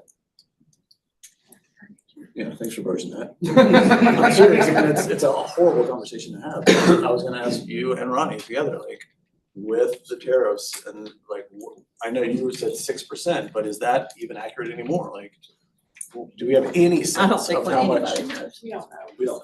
Okay. But I did receive two emails today from vendors telling me. That it's been the day that increased. it was going to be effective. I think the one thing, and this is just my opinion, it's never gonna be any cheaper. Sure. So I think the further Oh, we kick yeah. cans down the road, no matter what happens, everything is gonna escalate. Like those groceries. Yeah, I that just are don't, still- I don't see things sky. ever, you know, fuel prices or the barrel of fuel oil is the cheapest it's ever been. How much does the price of the pumps changed? It's not going to. It's not gonna get any cheaper to do anything. And deferred maintenance at our facilities, it is just, has potential for exponential problems. And we can't ignore it. Any other questions for Clark? Thank you very much. You're welcome. We appreciate it. Matt, I think you have a summary slide before we continue the rest of our discussion. Was there anything you wanted to talk about on this one? No, I think just we'll spend time talking about this at the next meeting. 10 million is what I plugged in as a placeholder. So I know we're here in a couple weeks again, but, So that 10 million wasn't based on anything hard or? is well, I mean, it is. I mean, I'm in there doing stuff. That's a PAYGO number. Okay. And I think we've been trying to ramp you up for this conversation over the last couple of years. Okay, so the 10 million would be PAYGO. Any questions for Matt on that? And then we'll have a more thorough discussion. Oh, was there somebody? Oh, yes. I just wanted to ask if it's been considered before. Rutherford County obviously was tier 1 poor county, so back in the recession, they had virtually no options but to put out debt to try to get anything done, you know, back to that, you were talking about strategy versus number of projects versus cost of interest. But as the economy got better and, you know, with what kind of revenue flow we're looking for here, what we did there on our last big school project, and it took some convincing on my part, I will just say, because they had gotten so convinced that every couple of years they needed to put out very long-term debt to pay for buildings and all, that we convinced them that perhaps we could at least pilot it on that one project to put it out for 15 years instead of 20 or 25 or longer. And so that kind of bridged that gap where you could get more projects done, but still save a lot of interest in the, you know, in an attempt to be good stewards of taxpayer dollars as well. And I just didn't know if maybe we've looked at that here Yeah, before. we do 15-year amortizations on some of the county debt too. So we try to weigh it out as many ways as we can. We've got this, well, you probably know this, we've got this body, state of North Carolina called the LGC, who we have to basically go through for any single debt issuance that we want to touch. And they dictate a lot of what we do, but we have entertained 15-year amortizations. Because there is private placement available too, right? Yeah. Any other questions? Thank you. Thank you very much. Thanks, Matt. And, okay, Actually, Jerry, I do have one you quick. do have one question Just for to Matt? clarify, Okay. well, for everyone, but yeah, for Matt. So add that 28th, meeting on 28th, where we'll get some more detail about it. Is that also the meeting where we vote on which projects? Yes. Okay. Yes. Okay, so there was a request to add the Article 39 discussion, and then George had asked me also if we could have some of the language in front of us. So thank you to staff for printing these out so we could each have that. So just for the context there, we have in front of us the February 21st, when the Senate bill was filed, and that was original language that was filed with. And then we also have the Senate Bill 131, the changes to that. And I think that they are actually, we heard from our lobbyists that that's being taken to the Senate Finance Committee today to make changes to that language. This language was shared, the revised language was shared with each school board chair. I don't know how they disseminated that, but that section 1, any public purpose, is not the language that is in the current version. Amanda, will you repeat that? I didn't hear the last part. The revised language was submitted so that it doesn't say any public purpose. It says school operating and school capital. That revised language was submitted by our lobbyists, and I then shared that with each school board chair, and I will share that with each school Yeah, Rob shared superintendent. it with us. I'm trying to pull it up right now. I've got it too, Amanda. So what you have in your packets, guys, is you have the 2015 version, 2016 version of the bill. Then you have the initial proposed language in the Senate, and then you have that amendment that went through and was approved today. And that one section, now it's gone back to rules, I Let's go believe, back to rules. Okay. With the amended language. the amended language. And it was approved today, man. It was approved today. What is the exact amended language? Because I've not seen. We can forward that. He's pulling it Got it right. up. Okay, he's pulling it up. He's Okay. pulling it up.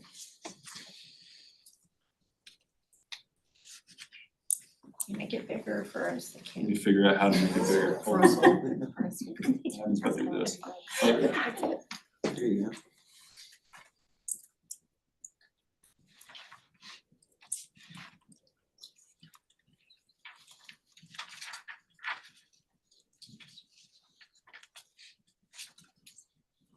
Still says Are you able to public see it? purpose.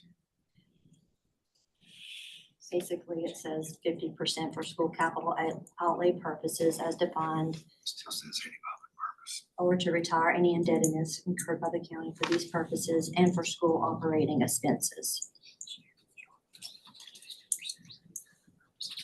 And then it says that it will, in section 1D, it says that it will expire on June 30th, 2027.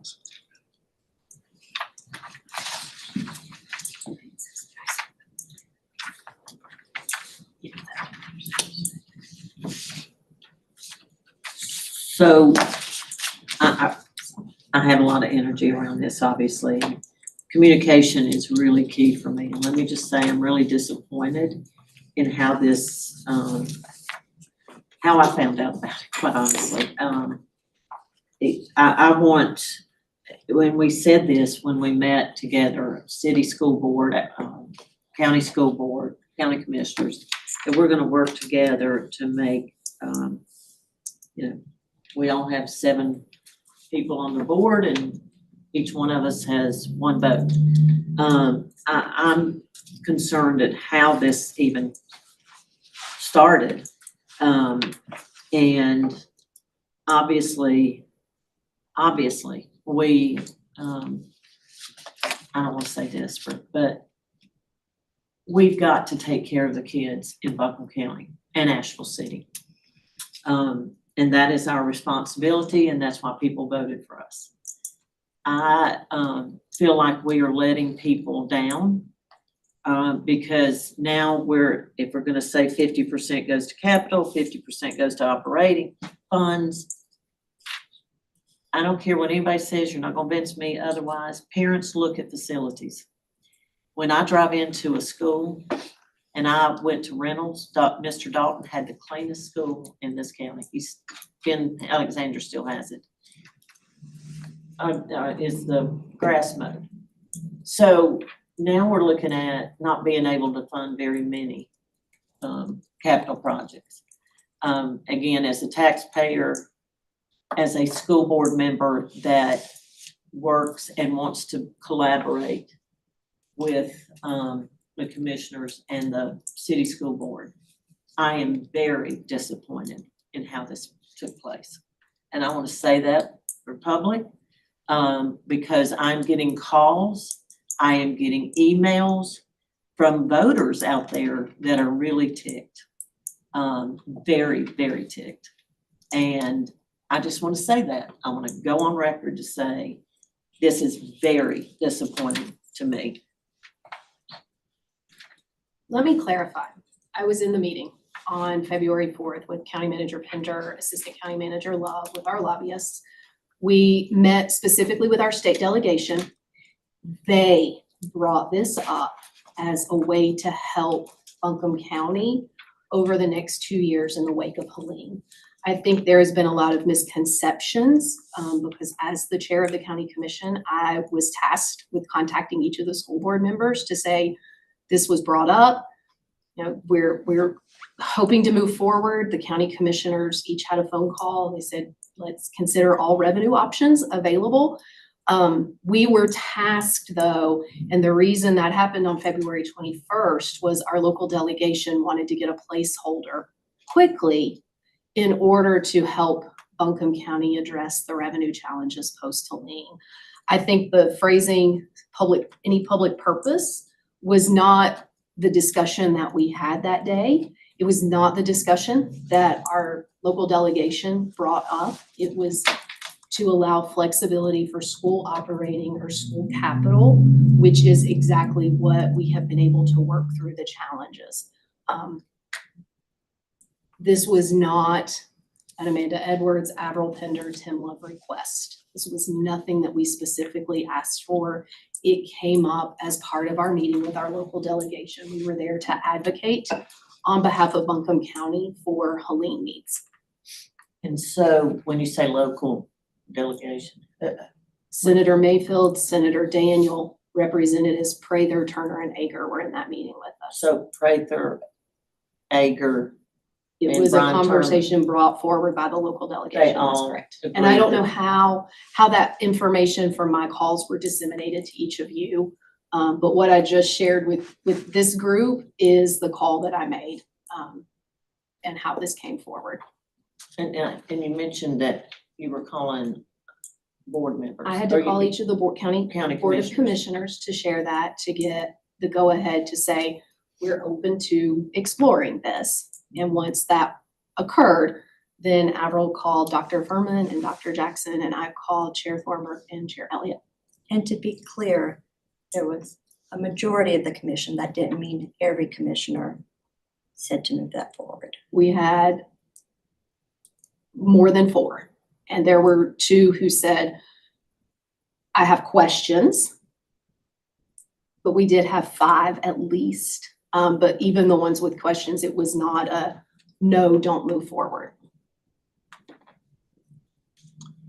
That's interesting because that's interesting because And that's not I was told by and I'm- local delegation. And I really am sorry for that. I can't, speak to how that got to each of you. I can just speak to the meeting that Avril and Tim and I were in and the conversations that were brought forward.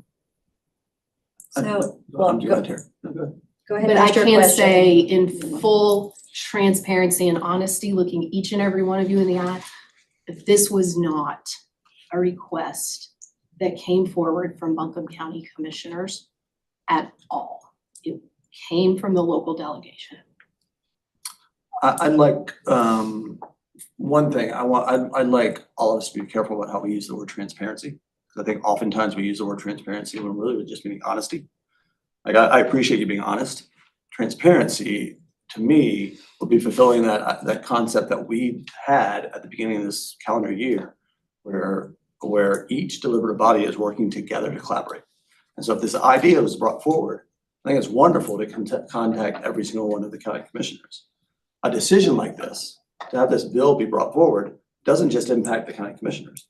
It impacts each of the school districts.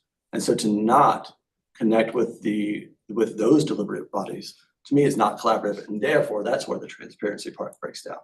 And then for us to come together as a commission that directly deals with Article 39 and only Article 39 a month later, and for it not to be on the agenda, is to me very troubling. I mean, here we are 2 months after that bill was passed, and we're now just starting to talk about it. And we haven't even started to talk about what the impact will be. Right now, we're just kind of voicing some grievances. I want to get to the point of talking like, what is this going to do if it's passed? And how does that impact what could happen with our schools? The fact that that conversation is happening 2 months after the bill was even proposed is really troubling to me. Not only as a school board member, but as a member of this commission that is directly responsible for distributing these funds. So, I appreciate everyone sharing and just let's getting it out here and being direct, right? So we've got that on the table now. I'll Can I ask just, one more question? I'm sorry. Or do you want to finish? let me finish this. Okay. So what I would like for us to do is, because the reality, so I'll just say, I appreciate those comments, and I will just say for myself, so noted, I don't think it was handled in the way that it should have been handled. The reality is, this is where we are. And I do think we really need to have a discussion around, okay, what are these, now, the fact is, it's not passed yet either. This is not law. But to your point, it does really impact our schools, and we have to make decisions by the end of this month around priorities with this. So I would like us to have a discussion around that, and what does it look like if it does pass, and kind of what are we gonna prioritize and how are we gonna look at that? Because I think that is a valuable conversation that we need to have in order to be prepared and to be well informed. So can Can I ask just one more yes, question? ma'am. Did someone say that it's still not, doesn't have the language that it's supposed to have in here? No, it did. This is what went today. Okay. Today. So To the finance. help me with what is, I'm sorry. Kim, what it changed was, I believe it changed the public purpose to be just for school, make it for both school capital outlay and school operating expense purposes. Only the 50% that we originally got from the cent, my penny chart that I showed you. Yes. Only 50% of that is now saying to be split between us based on capital or operating for Operating schools. funds, right. Thank you.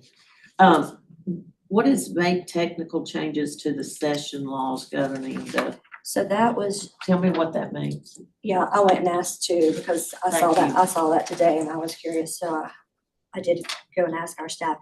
That is just, it's not changing anything for our purposes. This bill's been amended before, and so it went in and kind of cleaned that up, and it's a legislative thing that they do, technical, but it doesn't have any kind, the way it was explained to me, it doesn't have any kind of direct impact on making any changes to this. Because that was my question as well. Remember, it was, I think the bill was originally 83 and then 2016. And those amendments are in your packet. So I left the version in there that they changed in Yeah, I saw that. 2016. So it had something to do with that, was just trying to clean up some of that, and I think they used the word codify it.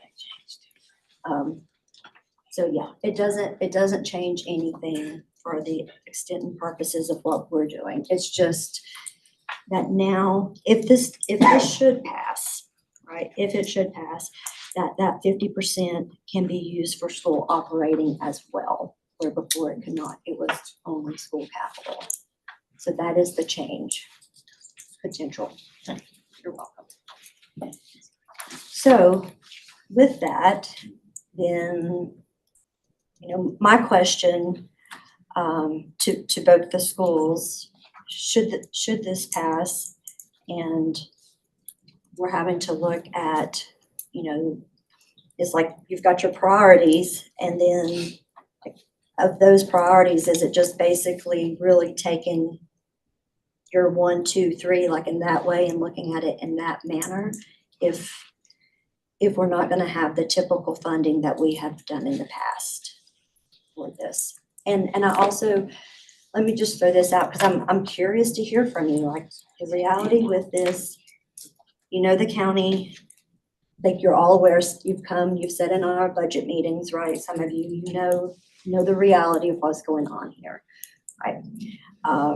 So this, and none of us want to be in this position and having to make these decisions. So my question to both the school superintendents also is, ideally we could use this all for school capital, right? I mean, that is the hope.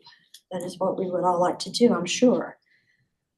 But say the budget, the reality with the budget projections, all this comes in, and we are just, and so far we've got, we don't have any revenue replacement, even though we've been advocating very strongly for that.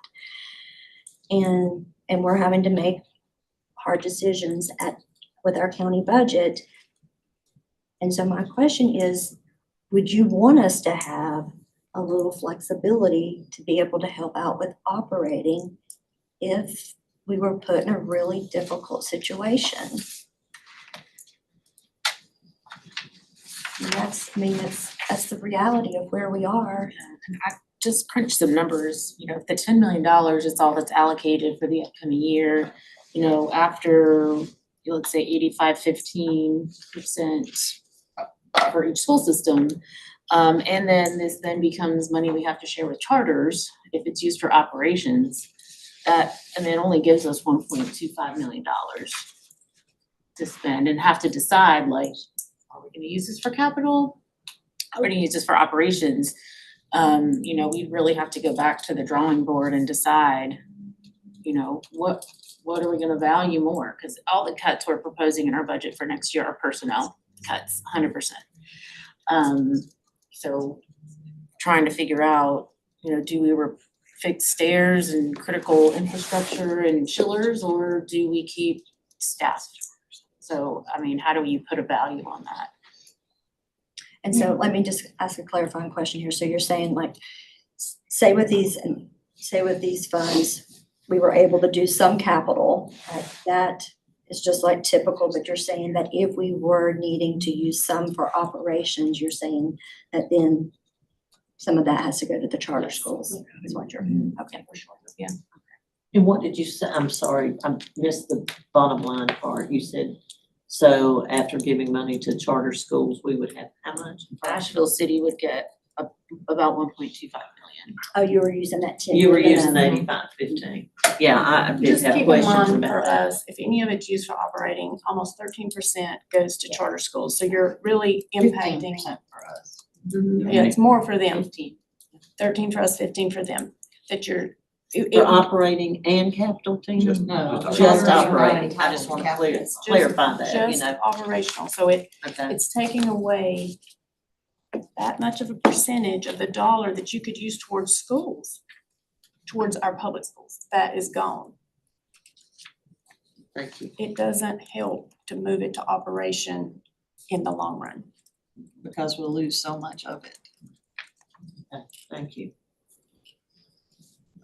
Dr. Jackson, did you, thank you.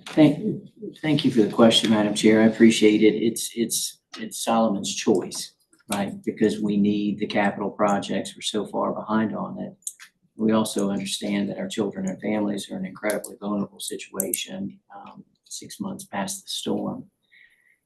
Certainly one thing that I would want to explore with our commissioners and our county staff is if there's a 2-year period where Article 39 is not available in its entirety for school capital, to look at the possibilities of other funding sources, for example, a bond that might go before our voters. And so we could look at, we need to replace Glenarden Elementary School.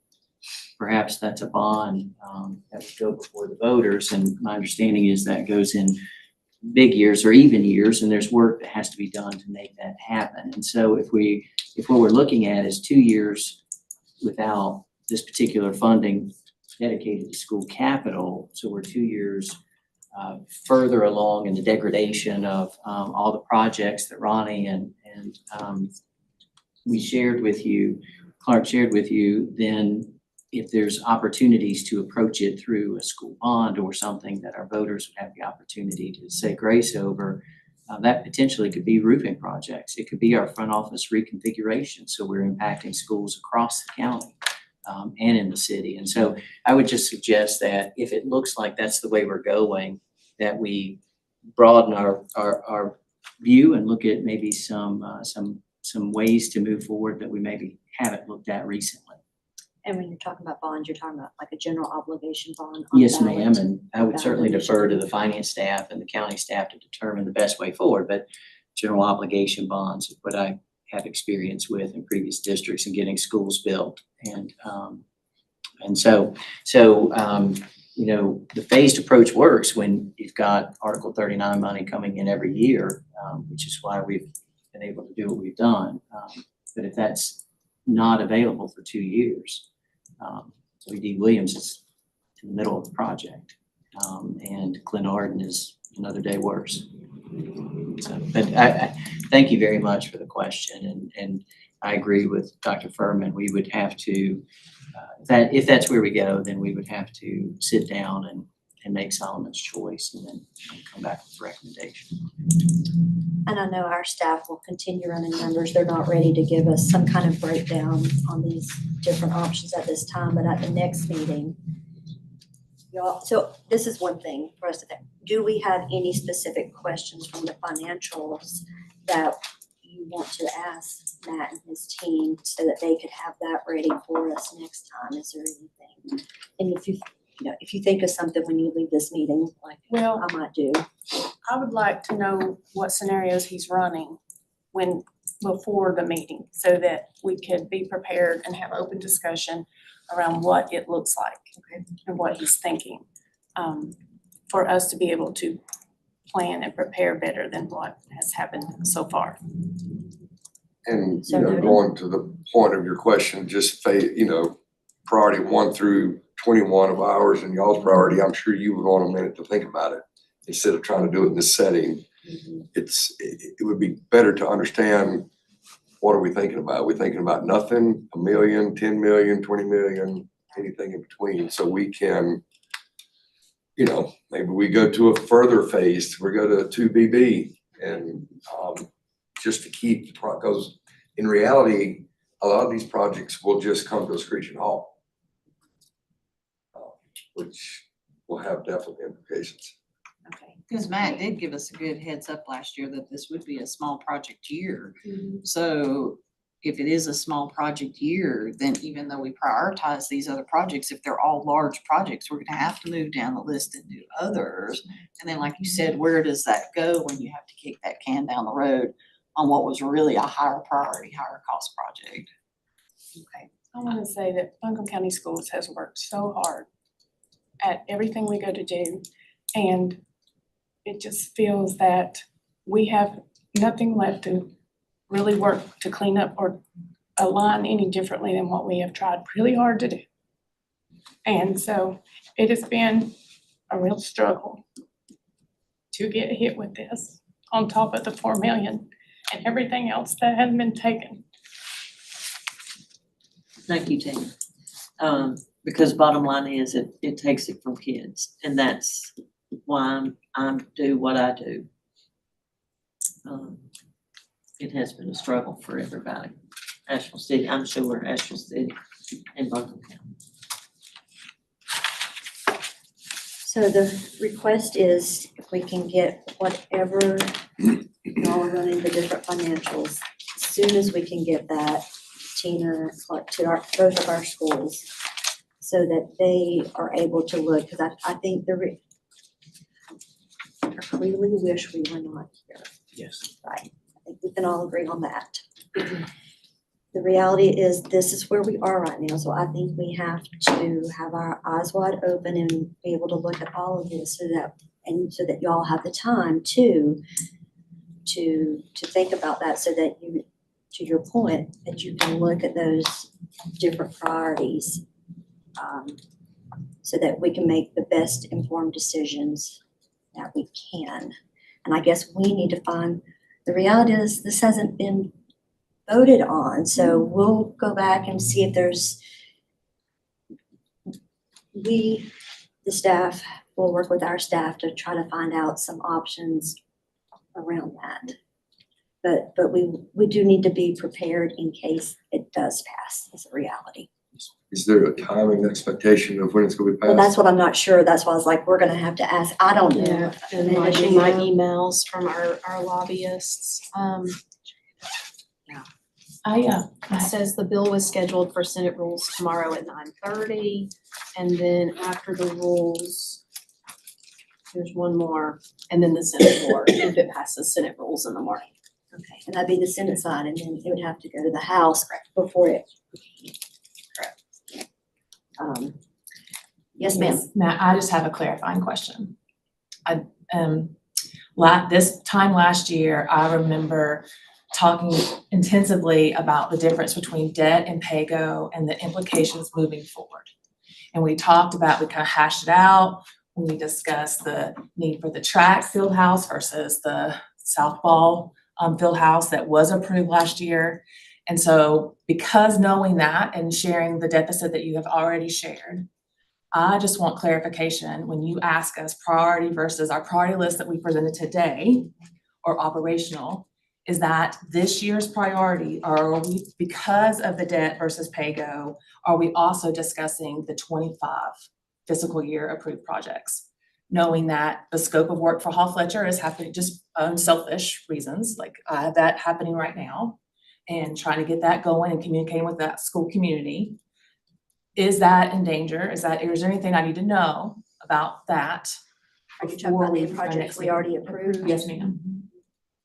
So there's not a lot of magic behind it. There's not a lot of anything Yeah. behind the scenes. So what I've done is the 10 million that I said, that's not including this bill. This bill, I don't know how to forecast. I have no idea what y'all are gonna do with it or what they're gonna do with it. I'm not in Raleigh. I didn't put it in Raleigh. The $10 million was going, we're coming into a lean year. You need to stop relying on debt so much because we're overfunding everything with debt. We got so many projects out there. Prior to 2019, they weren't doing debt projects. They were issuing maybe 4 or 5 projects a year. Okay, that's an approach. We would be nowhere near where we are now. So the $10 million isn't $10 million after we do a little reduction from the article. I mean, y'all, if the bill passes, it's going to change it completely. It might not need to be $10 million. Can't commit to that right now. But my scenario is, my recommendation is finish the projects you have. Let's issue debt for what we need to issue debt for. Let's start getting on the track to pay-go things. $10 million is a good number to kind of cool it down a little bit. $10 million is 20-something million dollars short of what you requested this year. That's where we're at. We've done over 150 projects in the last 5 years. So to your question, though, you're asking about what we already approved. So that's, Specifically. yeah. My scenario has all the spending in it. That's fine. I Like, don't- we've approved yeah. that. Oh, The yeah, commission so- approved that. Yeah. Okay. It does not impact what was already approved. Okay, just thank you for that. I always go clarification. scenarios with, are we gonna, let's spend everything we have, Mhm. what does it look like on the debt, and then let's be conservative on the revenues. And then we throw something fun like a legislative bill into this. Right. So, Hurricane makes it even more interesting. yeah, we can, you get more if you issue debt, but we've issued a lot of debt, and I got more debt to issue, so. Will you That's restate, Matt, the number of projects that you just said we had completed? Amanda, I don't wanna go on record with it, it's 90-something right It's now. 93 now. 93 now, and we've done a lot more over the last 5 years, it's a lot of projects. It Yes. might be helpful. I'll find out, yeah, we'll go back and dig through past years. Can I And ask we're a rhetorical- grateful. I just want to say. And I'm not that saying too, you're not like, grateful. I'm I just wanted saying to ask and it's clarify, a- so we don't later or next week get another curveball where we're just kind of. And I think Thank when Tina and Clark said something about some things halting now, Yeah, it may raised need the trigger, question yeah. that are our priorly, Yeah. prior approved projects good to go, so I think that's all we need to know. What's been approved, you're good to go. Can I ask a rhetorical question about that debt? Yeah. So, and this goes back to what Tina had mentioned earlier. So county commissioners in January or February voted to claw back $4.7 million from our schools. My understanding is because the AAA bond rating of this county is so very, very important. If we're also saying that we don't want to issue as much debt, I'm having a hard time squaring those two together. If we don't want to issue as much debt, why does that AAA bond rating matter so much that we had to pull back $4 million and not use emergency rainy day funds to help fully support our schools? I'm really, again, I'm not asking for an answer because I don't think anybody can truly answer that right now. But I do hope that it's in people's minds. If we don't want to issue debt, who cares about a perfect bond rating? If we care about the perfect bond rating, then we should be using it to the advantage, especially at a moment that this community, this entire community is in absolute crisis, still in absolute crisis. And so to make a decision to not dip into a reserve fund, a rainy day fund in the rainiest of moments for this county, and instead care deeply about the bond rating, then I feel like then that's speaking one thing. But if then we're speaking like, oh, we don't want to issue bond, that's speaking a very different thing. And I'm having a hard time squaring those two. I'm saying I've pushed your money to the limit in this fund. Bond rating aside, that is the thing, that is a concern for the county because all the stuff that's happening with the lien, there's so many components that go into that. We're maxing out the possibilities of what we can do in this fund. So that's the context here. That's why I'm coming to you and saying, hey guys, let's cool it on the debt for a minute. Let's let that debt fall off. That's where I'm coming from in here, The so. specific fund. I understand. Okay. Yeah, okay. George, there's several components and metrics that go into a bond rating.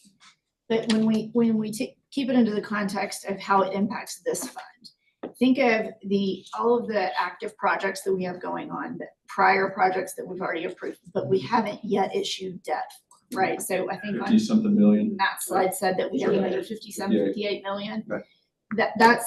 That would be at risk if we lost our AAA rating.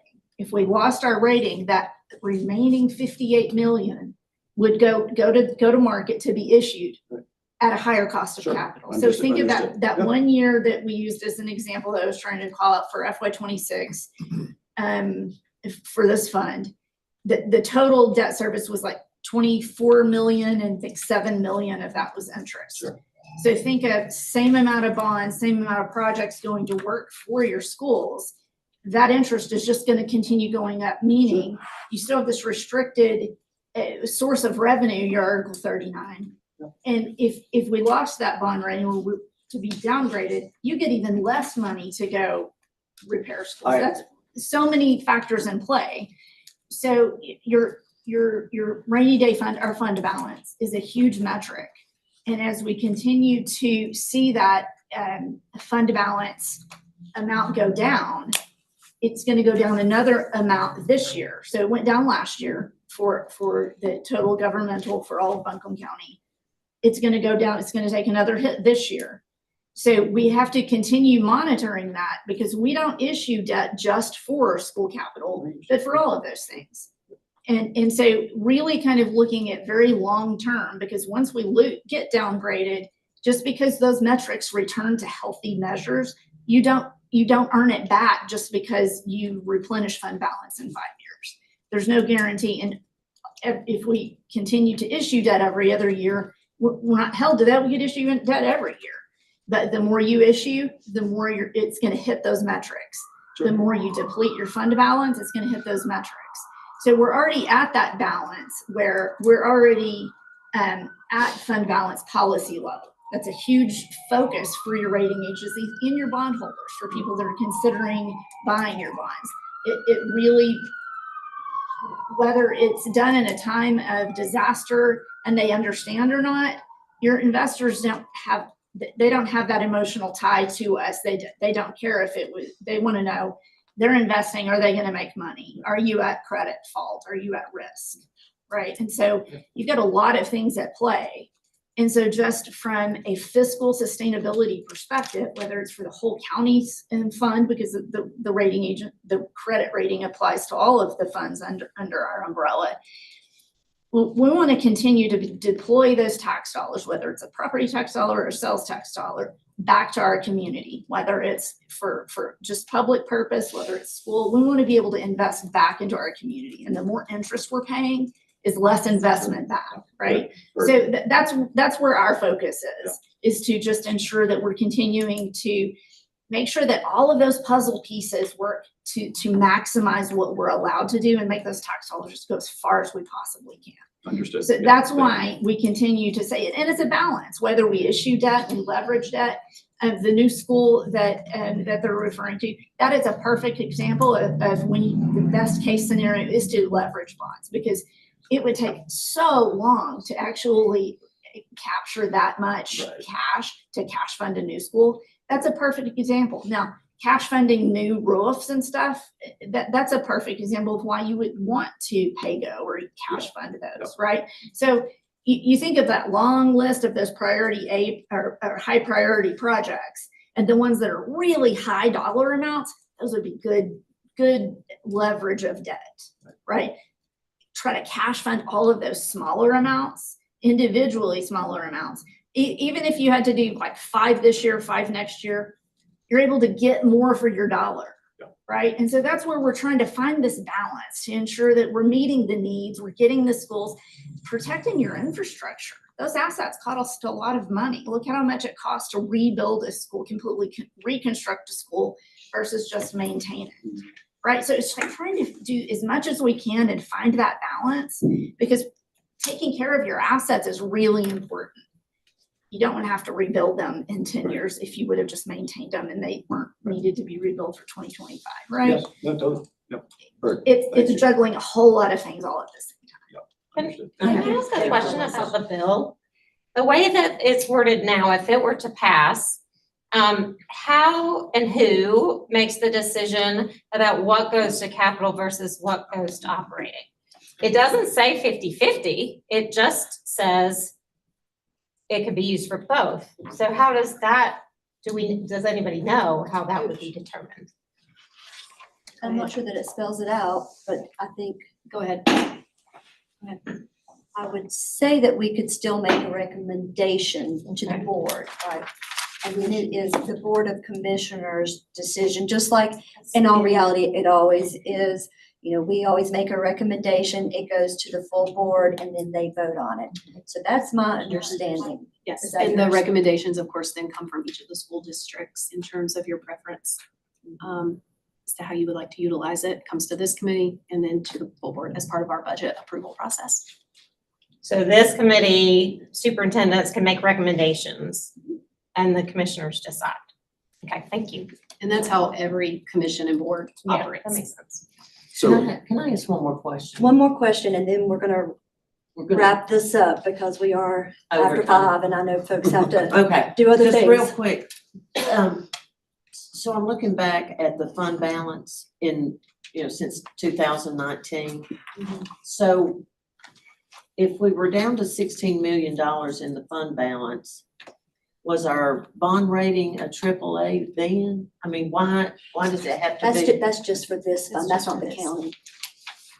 That's not the whole county's fund balance, that's just for this specific. This particular? Yeah.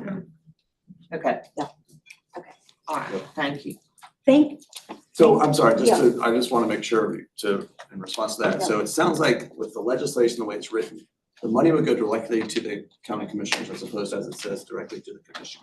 But that does not mean that this commission disappears. Right, no, Okay, I think it's important just to say that, Yeah. right? Like, yeah. yeah, it's for Yeah. 2 Only for years. 2 years. It's for 2 years, we can But still also make we words back. operate during those 2 years. Yes, and it that's does, correct, yeah, yes. I just want to make sure that's. Tracking the project. Yeah, I just want to make sure that's. Just to set expectations, I was probably gonna come in and say, hey, let's cool it for a couple of years anyway. Yeah, no, that's, So, I just want heads to. up.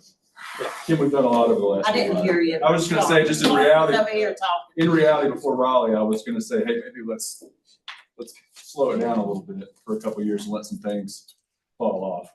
So thank you all very much. I know these are hard conversations and I appreciate everybody just us having an open conversation about it. And so thank you all. Thank you very much. And with that, do we have a motion to adjourn?